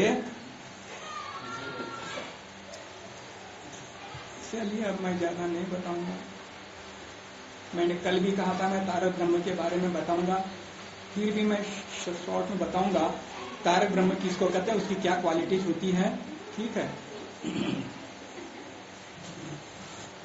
निरक्षर की अंतहीन भावना लेने से मनुष्य परम पुरुष में ही मिल जाता है और विश्व माया से मुक्ति पा लेता है, अन्य कोई विकल्प नहीं है। जो अपना नियंत्रण क्षर और अक्षर दोनों पर रखते हैं वे देव एक ही है, यानी निरक्षर ब्रह्म या तारक ब्रह्म। बस चलिए, अब यह सगुण, निर्गुण और तारक, या फिर क्षर, अक्षर और निरक्षर, इन तीनों में अंतर क्या है? एक सेंटेंस में बताता हूं।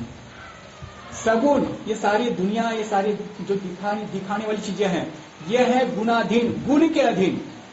प्रकृति के जो 3 गुण हैं उसके बंधन में बंधे हुए हैं, इसलिए गुणाधीन है। निर्गुण मतलब अक्षर, वो है गुणातीत। गुणातीत, आग लागे बस्ती में, मैं तो अपनी मस्ती में, ऐसा जो, वो है अक्षर, निर्गुण, निराकार। समझ में आ गया?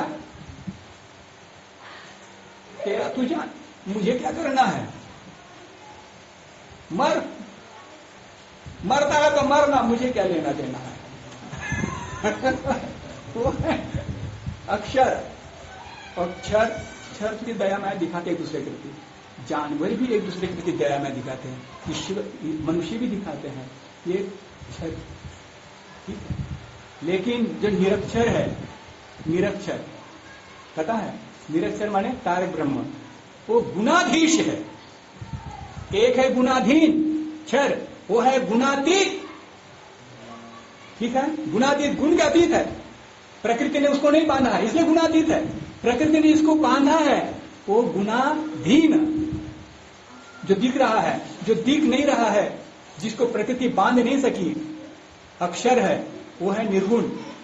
समझ गए? तो और वो है गुणातीत। लेकिन जो तीसरा है, जिसको प्रकृति बांध नहीं पाई है, वो तीसरा है, ये दोनों के ऊपर है, वो है तारक ब्रह्म। ठीक है। क्या दादाजी कोई आदेश?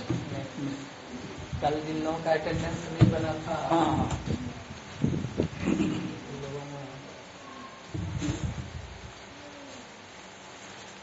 अभी बना है क्या दादाजी? डाइवर्सन हो जाएगा, ले तो लिए हैं, डाइवर्सन हो जाएगा अभी। हाँ,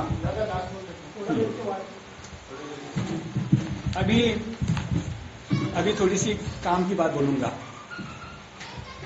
सच बताऊं, मैं ये क्लास इसका डिटेल में है ना, इतना सारा बड़ा नोट्स मैंने तैयार किया, कम से कम 3 घंटा समय चाहिए मुझे, 3 आवर्स, कम से कम 3 घंटे,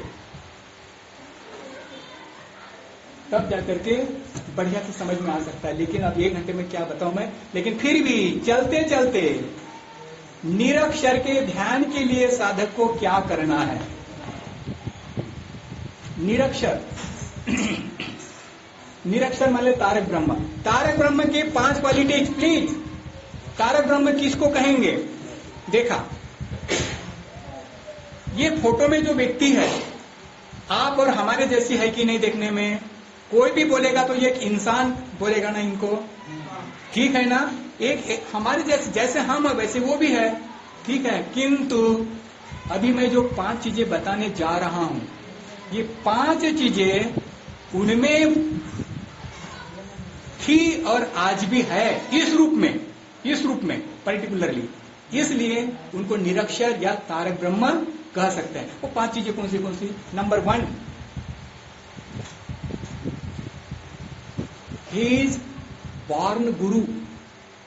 नंबर 1, ही इज बॉर्न गुरु मतलब क्या? वो जन्म से ही गुरु होता है, वो गुरु के रूप में ही जन्म लेता है, उसका कोई गुरु नहीं होता जिंदगी में। बाबा आनंद मूर्ति जी ने इतना सारा दर्शन लिखा है, आपको गारंटी के साथ में कहता हूं मैं, बाबा ने एक भी किताब नहीं पढ़ा है, क्योंकि निरक्षर पढ़ नहीं सकते। सुन लो मेरी बात।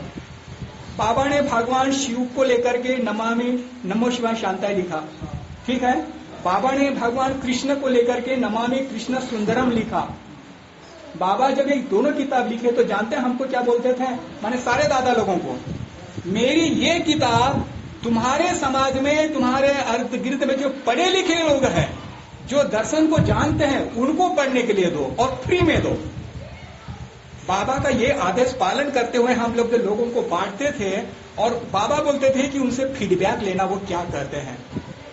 हम लोग जब उनसे पूछते थे कि आपको ये किताब कैसे लगी, पता है उनका क्या कमेंट होता था? वो बोलते थे, दादाजी इस किताब को जिसने लिखा है वह साधारण मनुष्य नहीं है। या तो वह कृष्ण के समय या शिव के समय साक्षी रहा होगा, या फिर वह स्वयं शिव या कृष्ण होगा। This is the comment passed by the intellectuals of the society. He is born गुरु, पहली क्वालिटी तारक ब्रह्म की, उसका कोई गुरु नहीं। बाबा प्राइमरी स्कूल में जब जाते थे जमालपुर में, तो बाबा के घर में पढ़ते नहीं थे ना, माँ कंप्लेंट करती थी आभा रानी, तो उसके पापा गए एक दिन टीचर को बोलने के लिए, आप इसको पढ़ाते नहीं है क्या, ये कुछ भी नहीं जानता है, पढ़ता लिखता नहीं है। बोले लक्ष्मी बाबू, उनके पापा नाम था लक्ष्मी नारायण सरकार, बोले लक्ष्मी बाबू मैं इसको क्या पढ़ाऊंगा, ये खुद मुझे पढ़ाता है। इसको मैं क्या पढ़ाऊंगा। तो जो सब्जेक्ट टीचर पढ़ने के लिए लेता था ना, उस पर डिटेल में व्याख्या पापा कर देते थे, टीचर को बताते थे। तो ये बार्न गुरु होता है, वो कहीं पढ़ा लिखा नहीं होता है, अर्जित नहीं होता, उसका जन्म जात होता है। ही इज बार्न गुरु, he is cosmic mind. Cosmic mind माने क्या, कॉस्मिक, इंटायर कॉस्मस, ब्रह्मांड। इस ब्रह्मांड में जितनी सारी चीजें हैं, सबकी जानकारी उसको होती है। अरे इतने सारे लोग हैं, इस बूढ़े बच्चे को किसी के भी बारे में कोई जानकारी नहीं है, किंतु this was the entity, this was the person who was knowing each and everything of मनुष्य तो क्या, कीड़ा मकोड़ा, जीव जंतु। अभी कहानी सुनाता मैं यहाँ पर, बड़ी ब्यूटीफुल कहानी है, लेकिन मैं अभी नहीं सुनाऊंगा, समय नहीं है। मैं तो पूरे बच्चे ने बिल्कुल बता दिया।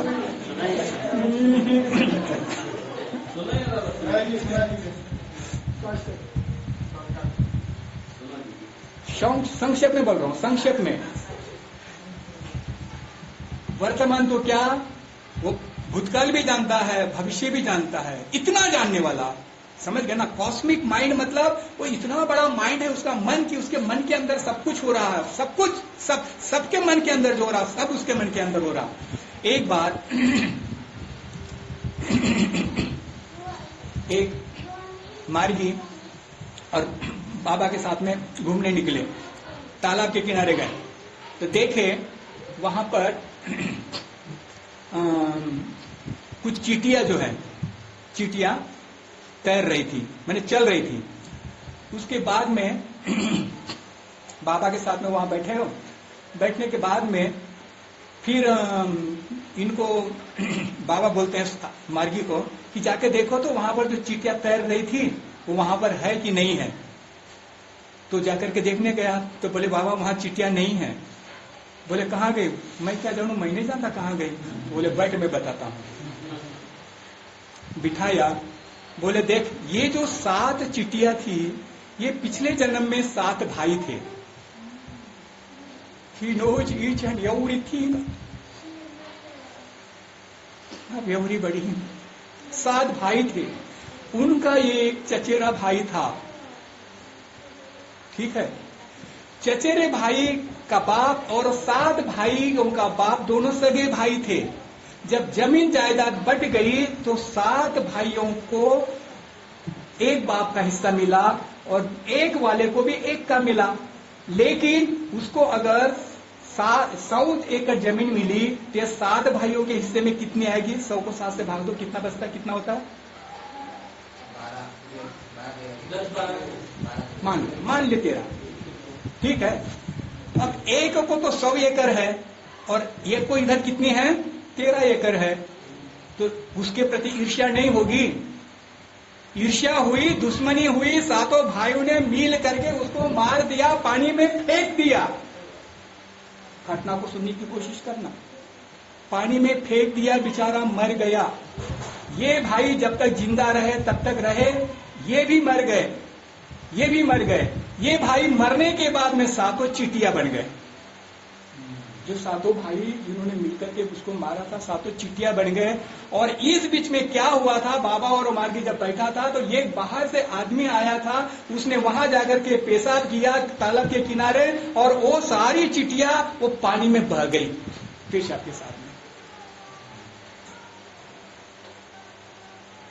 ये संस्कार भोग होता है, ये संस्कार भोग होता है, कभी नहीं छूटता है। रोग हो तो दवा करे, भोग हो तो क्या करे, कर्म गति तारे नहीं डरे। ये संस्कार भोग सबको करना पड़ता है। तो तारक ब्रह्म की दूसरी क्वालिटी ही कॉस्मिक माइंड सब कुछ जानता है, सब कुछ ही जानी हुई थी। कितने दादा लोगों को बताया पिछले जन्म में तुम क्या थे, शिव के समय क्या थे, कृष्ण के समय क्या थे, कौन बता सकता है, कौन बता सकता है। जो स्वयं शिव होगा या कृष्ण होगा या फिर उसका साक्षी होगा, ये बता सकता है। नंबर 3, ही संकल्प देह, आप और हम सबका देह माता पिता के एक होने से अब तारक ब्रह्म का जन्म माता पिता से नहीं होता है। तारक ब्रह्म सोचता है मैं फलानी माता की कोख से जन्म लूंगा, ये उनका संकल्प होता है और संकल्प के साथ में जन्म लेते हैं। संकल्प को पूरा करने के लिए जिंदे रहते हैं, ये उनका काम होता है।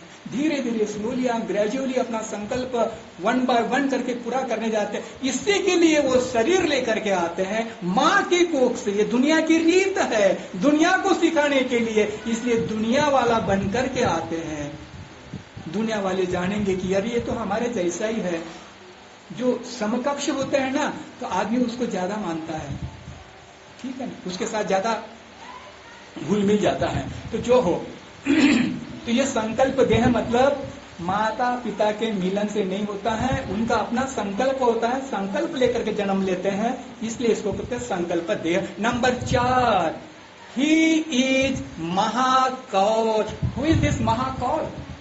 महाकौल हमारे शरीर में कुंडलिनी है शक्ति, जिसको जीव कहते हैं, मूलाधार में होती है। मूलाधार है आत्मशक्ति, कुंडलिनी पर देवता शायिता भुजंगाकार असा धात्रे वलयान्विता।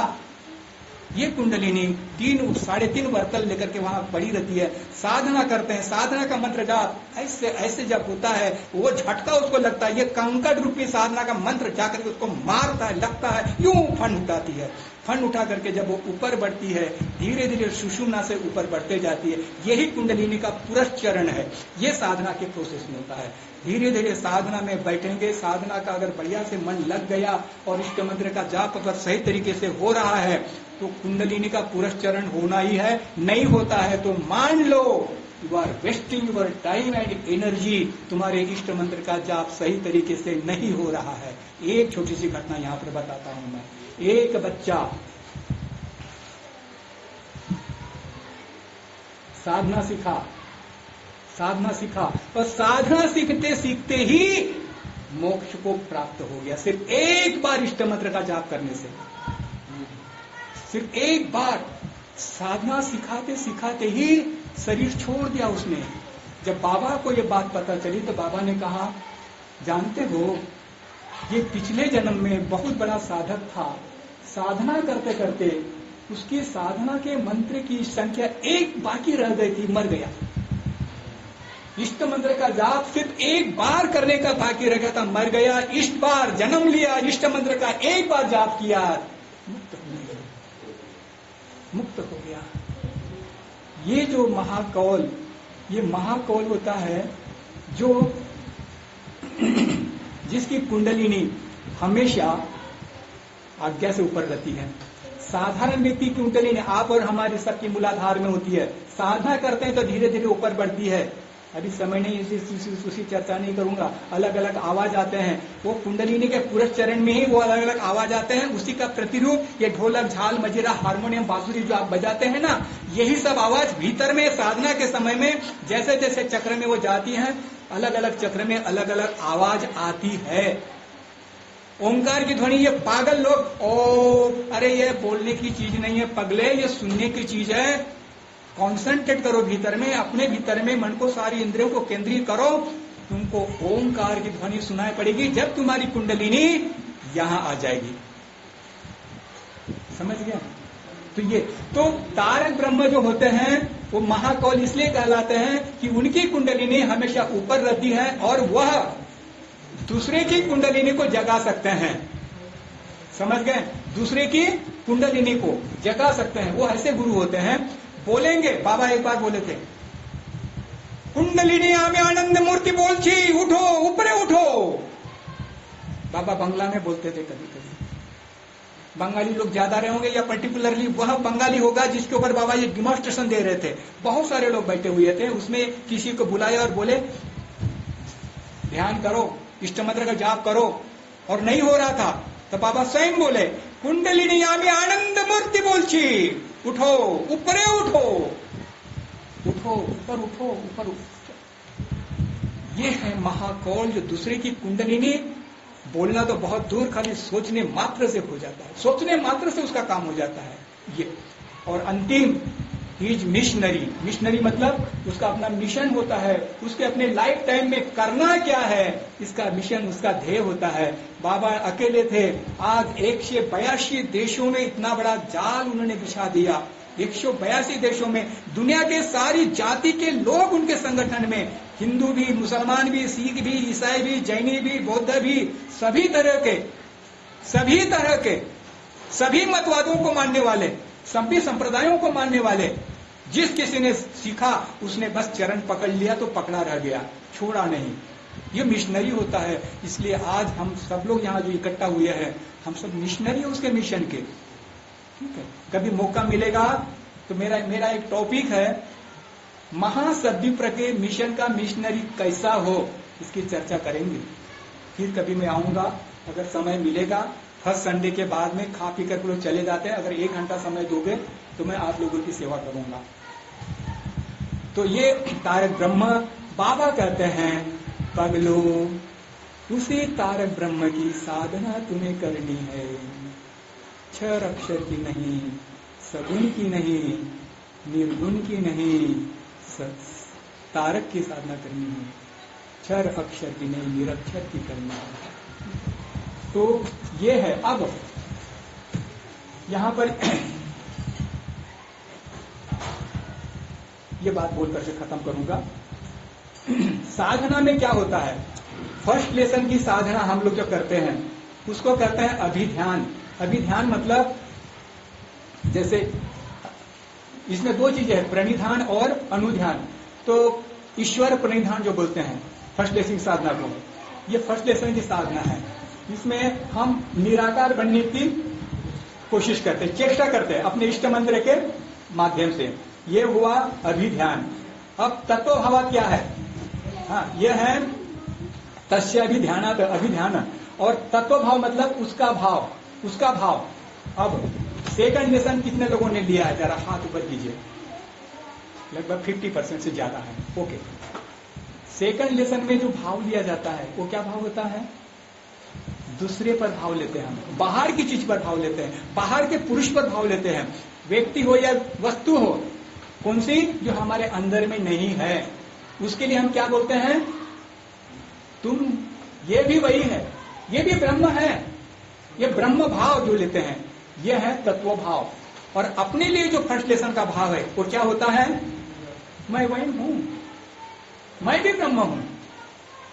फर्स्ट लेसन में भी ब्रह्म भाव आता है, सेकंड लेसन में भी ब्रह्म भाव आता है, ठीक है, लेकिन वो ब्रह्म भाव अपने लिए होता है और तत्व भाव का ब्रह्म भाव ये दूसरों के लिए होता है। बाबा यहां पर बोलते हैं क्या, कि तुम किसी चीज को देखते हो उस पर तो भाव लोगे ही लोगे, लेकिन तुम जिसको नहीं देखते हो, तुम जिसको नहीं देखते हो, हाँ,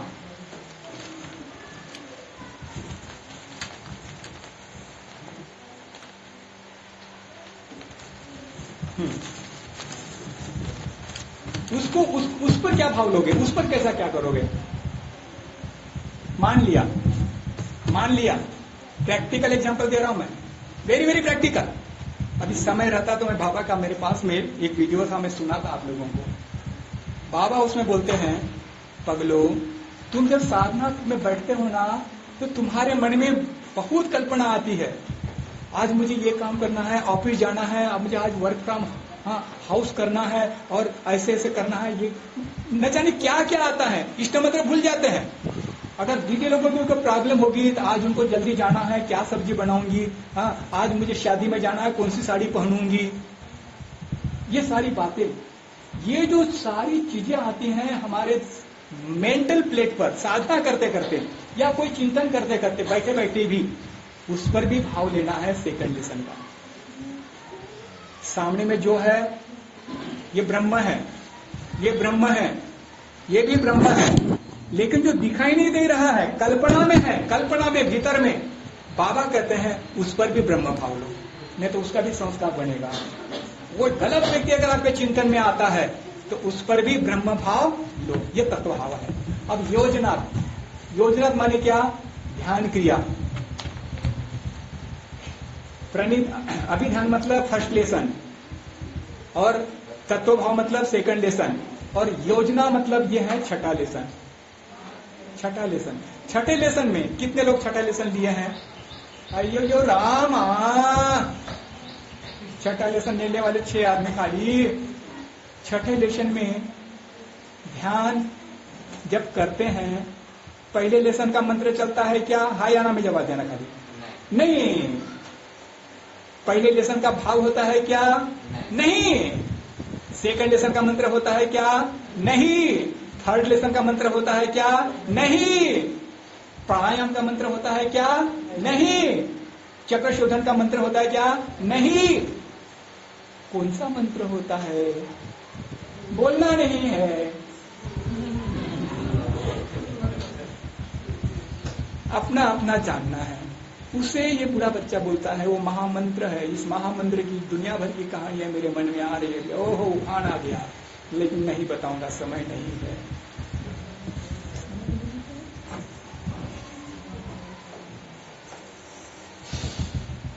बाबा, एक छोटी सी कहानी बता रहा हूं।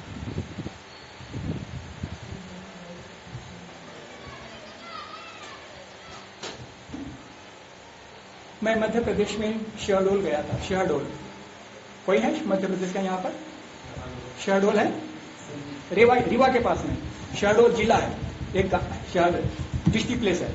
वहां गया तो मैं ऐसे रास्ते से जा रहा था, आगे से एक आदमी आ रहा था और सीधे मेरे डायरेक्शन में आ रहा, मेरे एकदम सीधे में आ रहा, मैला कुचेला कपड़ा पहना हुआ। जब बगल में आया तो बदबू आ रही पसीने की। तो मैंने कहा ये सीधे आ रहा तो मैं दाएं हो गया, तो फिर दाएं हो गया, मैं बाएं हो गया तो बाएं हो गया। अरे मैंने कहा क्या चाहते हो, मुझे जाने क्यों नहीं दे रहे हो? बोले मेरा कल्याण करो। मुझे समझने में देर नहीं लगी। मैंने कहा ये मैला कुचेला कपड़ा पहना हुआ आदमी है, ये ड्राइवर जरूर होगा, समझ गए ना? तो वो ड्राइवर ही निकला। आखिर मैंने बगल में पेड़ था, पेड़ की छाया थी रास्ते के किनारे, वहां कोई आसन भी नहीं, बैठने के लिए कुछ भी नहीं, वही घास पर बैठ करके उसको मैंने फर्स्ट लेसन की दीक्षा नहीं दिया, इष्ट मंत्र की दीक्षा नहीं दिया, मैंने उसको महामंत्र की दीक्षा दिया। छठा लेसन वाले समझ जाओ। मैंने कहा तुम खाली बस सोचना कि वो मेरा भगवान है, उसका नाम बाबा है और उसको तुम पुकार रहे हो, बस यही तुम्हारी साधना है। इतना भर बताया, घर गया, करने लगा। 1 महीने बाद फिर मैं गया तो वापस दौड़े दौड़े आया। बोलता है दादा रे दादा। मैंने कहा क्या बात है, बोलो ना, क्यों इतने? बोले बहुत जल्दीबाजी है मुझे। बोले आपके पास में बाबा का फोटो है? मैंने कहा है, तो एक ही है, मैं दूंगा नहीं, मेरा पर्सनल है। बोले मैं लूंगा नहीं, मुझे खाली 10 मिनट ले दो। तो फोटो लेकर के भागे भागे घर गया, अपनी बहुरिया को दिखाया। बोले यही तो है, यही तो है, मेरे सपना में आया था। ये जो रामा, यही तो धोती कुर्ता वाला है जो मेरे सपना में आया। ऐसा कौन बोल रही है? उस ड्राइवर की बहुरिया बोल रही है, उसकी पत्नी बोल रही है। उसने दीक्षा लिया था क्या? उसने साधना सीखा था क्या? उसने बाबा को जाना था क्या? ये धोती कुर्ता वाला उसके सपना में क्यों गया? बोलो ना। This is the quality of the तारक ब्रह्म who loves entirely not only living beings but also inanimate. निर्जीवों को भी प्यार करता है, सगुणों को भी प्यार करता है, उसने कहा है कि मैं आनंद मार्ग संस्था बनाया, इसलिए आनंद मार्गी कह सकते हैं कि आनंद मूर्ति जी हमारे गुरु है, किंतु मैं हूं विश्व ब्रह्मांड का गुरु। ये बाबा के शब्द है। मैं सबका गुरु है, मैं सबका गाइड हूं, सबका मार्गदर्शक हूं, सब मेरे अपने हैं, मेरे लिए कोई पराया नहीं है। कल बोलते बोलते हमने एक चर्चा की थी ना, प्रिय अप्रिय पराया अपना का भाव खत्म करना पड़ेगा। बाबा ने अपने व्यवहार से हमें सिखाया है, अपना पराया का भाव मत रखो, प्रिय अप्रिय का भाव मत रखो। बात समझ में आ रही है? ये तारक ब्रह्म इस सब का होता है। छठे लेसन में जो इनिशियल स्टेज है जो आप करते हैं वो तो है ही, उसके भीतर में बहुत लंबी चौड़ी दुनिया है छठे लेसन वालों। अभी खाली किनारे में हो समुद्र के, और बस उसी में डुबकी लगा रहो, ऐसे ऐसे सब कुछ करते हो। प्रशांत महासागर में जाओ तो पता चलेगा। ये तो एक भाव हुआ, जिस भाव में हम इसको देखते हैं, वैसे अनेक भावों में उसको देखना है, उसकी सेवा करनी। 6th lesson is nothing but service to God, service to Baba Anandamurti. ये सेवा कैसी करनी है? हमारे मन में जैसा भाव होगा, ये माता अपने पति की सेवा पत्नी के रूप में करती है, बच्चे की सेवा माँ के रूप में करती है, ससुर की सेवा बहू के रूप में करती है, बाप की सेवा बेटी के रूप में करती है। ये रूप अलग अलग। वैसे ही ये जो तारक ब्रह्म है, जिसके मन में जैसा भाव होता है वैसा ही रूप धारण करके वो आता है। अब मैं सच बताता हूं, यहाँ पर खोल करके बताता हूं, सुन लो कान खोल करके। इस दुनिया में जो कुछ भी हो रहा है, जो हनुमान का भक्त है, हनुमान की पूजा करता है, हनुमान की सिद्धि प्राप्त करता है, उसको यही प्राप्त होता है। जो माँ काली की पूजा करता है, दुर्गा की पूजा करता है, शिव और कृष्ण की, राम रहीम की पूजा करता है, उसको भी यही तारक ब्रह्म प्राप्त होता है। This is what I have realised in my life. मेरे जीवन में तो उसने रियलाइजेशन दे ही दिया है कि तू मुझे नहीं भी जानता था, तब भी मैं तुझे जानता था। तब उस समय तू जो पूजा करता था, मेरी ही पूजा करता था। ये तारक ब्रह्म, इसकी पूजा किए बिना मुक्ति मोक्ष नहीं होता। मैंने कल आपको बताया था, तोतापुरी 300 साल तक जिंदा रहा। अब मुझे बताइए, स्वामी रामकृष्ण विवेकानंद जी के गुरु स्वामी रामकृष्ण परमहंस, स्वामी रामकृष्ण परमहंस के गुरु तोतापुरी, तोतापुरी के गुरु कौन?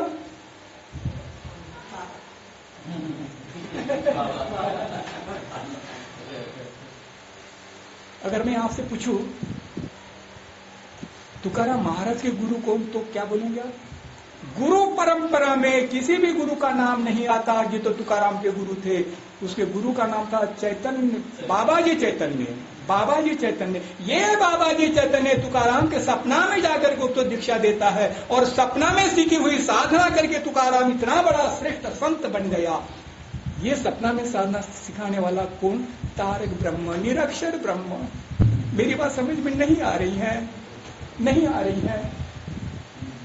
दिस इज निरक्षर ब्रह्म। सबका कल्याण करता है, सबको अपना समझता है, किस उसके लिए कोई पराया नहीं है। पापी भी, महापापी भी उसका अपना है। एक महापापी उनके सामने गया था, बोले बोल तूने क्या क्या पाप किया? बोले कुछ नहीं किया। बोले पीछे देख दीवार पर, जिंदगी भर जितना पाप किया था, जितनी हत्याएं की थी, सब एक के बाद एक एक एक बाद वही साप्ताह किया, शरण गया। बोले पुलिस को बुलाओ? बोले नहीं बाबा, नहीं बाबा, बचाओ मुझे। बोले तूने पाप किया? हाँ बाबा पाप किया। तो बोले कैसे करोगे अब, कैसे भोगोगे? तुझे तो भोगना ही पड़ेगा। बाबा मेरे ऊपर कल्याण करो, मेरा कल्याण करो। आखिर गुरु था, बोले जो कुछ भी किया आज तक सब माफ कर दूंगा, चल हट। सारा पाप किया हुआ हट गया, सफेद हो गया, काला सब निकल गया। लेकिन कंडीशन, पगले फिर कभी अगर तूने पाप किया तो मैं नहीं बचाऊंगा। नहीं बचाया, फिर वही गलत काम करने लगा, और उसी के दोस्त ने उस अपनी बंदूक से उसको मार दिया। ये तारक ब्रह्म, ये तारक। जितना भी सुख दुख है, अगर शरणागत हो जाएंगे, माँ अगर कितनी भी मारती हो डंडा से अपने बेटे को, और बेटे ने अगर माँ की कमर पकड़ लिया तो बोलो डंडा छूटेगा कि नहीं छूटेगा माँ के हाथ से? डंडा को छोड़ देगी, बोलेगी मेरे लल्ला बहुत ज्यादा कहाँ लगा रहे, कहाँ लगा रहे। The same thing happens with God. जब ऐसा कोई डिवोटी उनके जीवन में आता है तो बहुत पाप किया हुआ रहता है, बहुत मारता है। मैंने कई बार बोला, ये जो बूढ़ा बच्चे का शरीर आप देख रहे हैं ना, इसको उसने इतना पीटा बेहोश होने तक, लेकिन प्यार भी मेरी मम्मा से ज्यादा प्यार किया इस शरीर को, मम्मा से ज्यादा प्यार। माँ से बड़ा बढ़कर के कोई प्यार कर सकता जिंदगी में? मुझे मम्मा से ज्यादा था, मेरी माँ से ज्यादा प्यार छाती से चिपका करके मेरे साथ भोजन करके, मेरे साथ सो करके, बाबा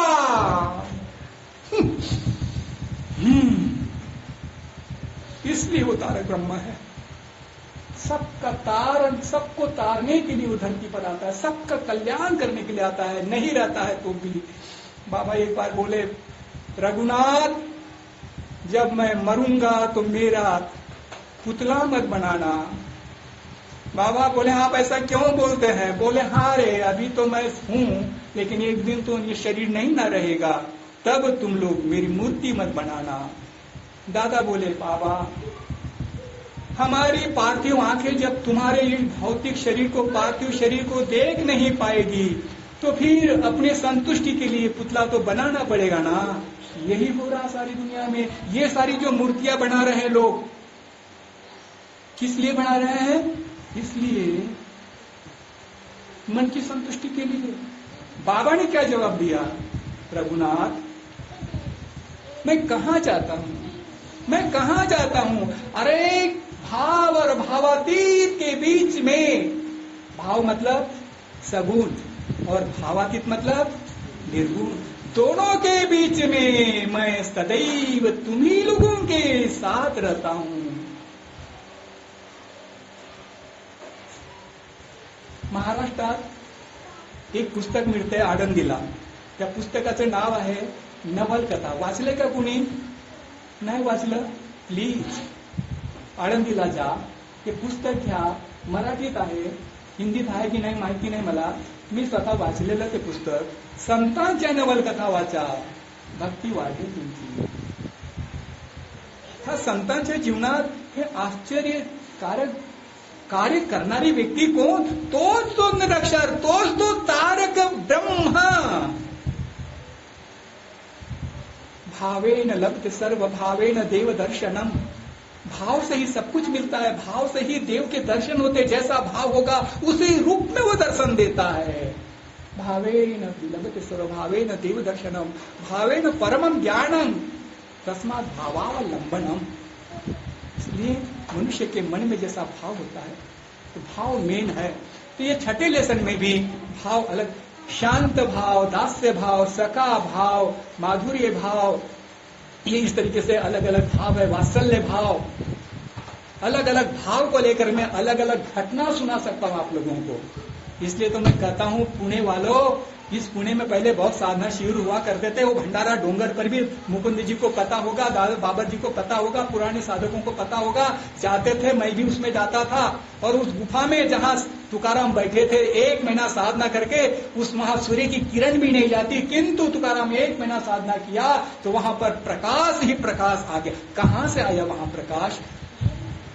वो ज्योति पुंज है, वो ज्योति स्वरूप है, वो निरक्षर ब्रह्म, वो स्वयं वहां आ जाता है. जिस प्रकार की भावना होगी उसी भाव का रूप लेकर के आ जाता है. इसलिए ये साधना की दुनिया बहुत लंबी चौड़ी है. इसलिए वही रुको मत.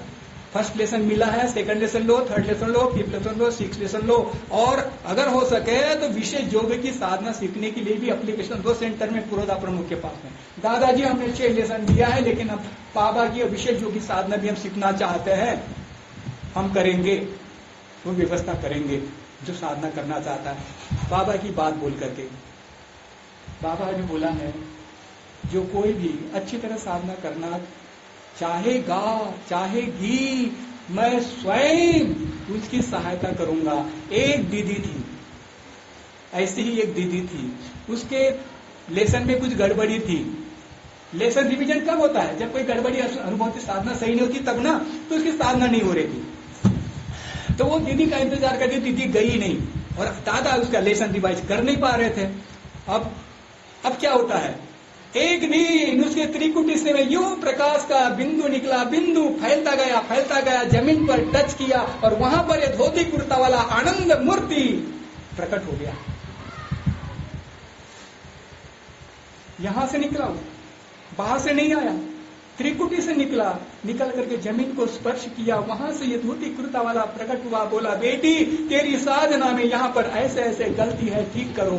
तुम जब चाहोगे कि साधना मेरी अच्छी हो तो मैं स्वयं तुम्हें मदद करूं।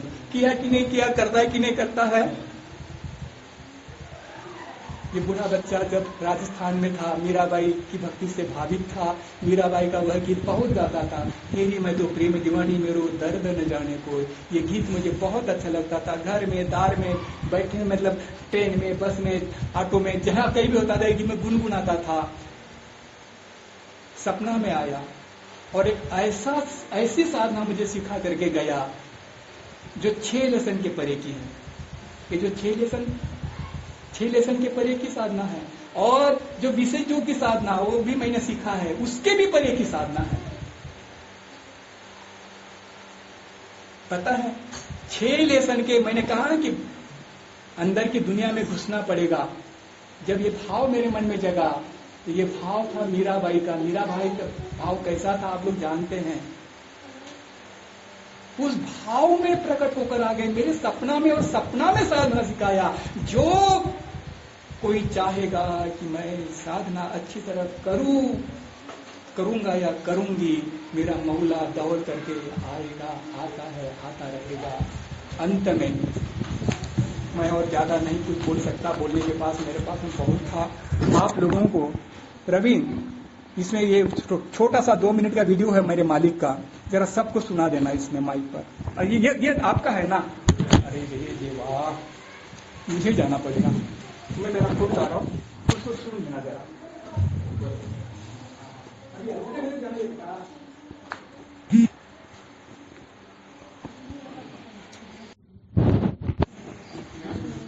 तो सुना है? अगर सुना है तो अच्छा है, इसको सुन लीजिए जरा।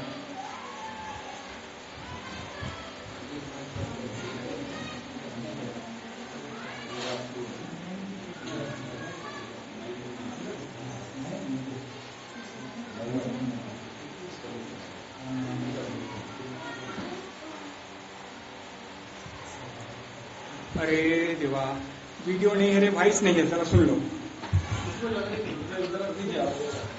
नहीं, मैं मुझे बोलना पड़ेगा। हाँ। 11 अक्टूबर 1990 को, 21 से 10 घटा तो 11, 10 दिन पहले बाबा ने कुछ ऐसे शब्द कहे जो किसी को भी पता न चला और भविष्य सूचक शब्द बन गए। अब बाबा की वाणी, मैं उतना ही उपस्थित हूं जितना मैं तब रहूंगा जब मैं इस शरीर में नहीं रहूंगा, केवल एक अंतर के साथ कि अभी मेरी उपस्थिति के पास एक शरीर है और तब मेरी उपस्थिति के पास कोई शरीर नहीं होगा। अभी मैं तुम्हारे लिए केवल एक निश्चित आकार और रूप में कैद होकर उपलब्ध हूँ। जब रूप चला जाएगा तो मैं हवाओं में, फूलों की मीठी सुगंधों में, सितारों की टिमटिमाती रोशनी में, नदियों की कलकल करती आवाजों में, नवजात शिशुओं की मुस्कुराहटों में, ब्रह्मांडीय महासागर की लहरों में यहाँ रहूंगा। और यदि तुमने मुझसे प्रेम किया है तो तुम मुझे हजारों तरीकों से महसूस करोगे। जिन्होंने मुझसे प्रेम किया है, जिन्होंने मेरा प्रेम प्राप्त किया है, मैं उनके प्रति प्रतिबद्ध हूँ। अपने अस्तित्व के मौन क्षणों में तुम अचानक मेरी उपस्थिति महसूस करोगे। तुम्हें मुझे खोजने और तलाशने की आवश्यकता नहीं होगी। तुम जहां भी हो, तुम मुझे अपने हृदय में, अपनी धड़कन में पाओगे। 10 दिन बाद 21 अक्टूबर 1990 को बाबा ने अपना भौतिक शरीर त्याग दिया। हमसे किया गया उनका वादा अनंत काल तक कायम रहेगा। निरक्षर, निरक्षर न कभी जन्म लेता है न मरता है।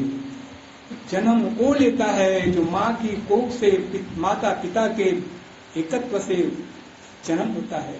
उसका तो मृत्यु अवश्यंभावी है, किंतु जो संकल्प देही होता है वो अपनी इच्छा से आता है, अपनी इच्छा से जाता है। उसी की पूजा तुम लोगों को करनी है, उसी की भक्ति तुम लोगों को करनी है, उसी की साधना तुम लोगों को करनी है।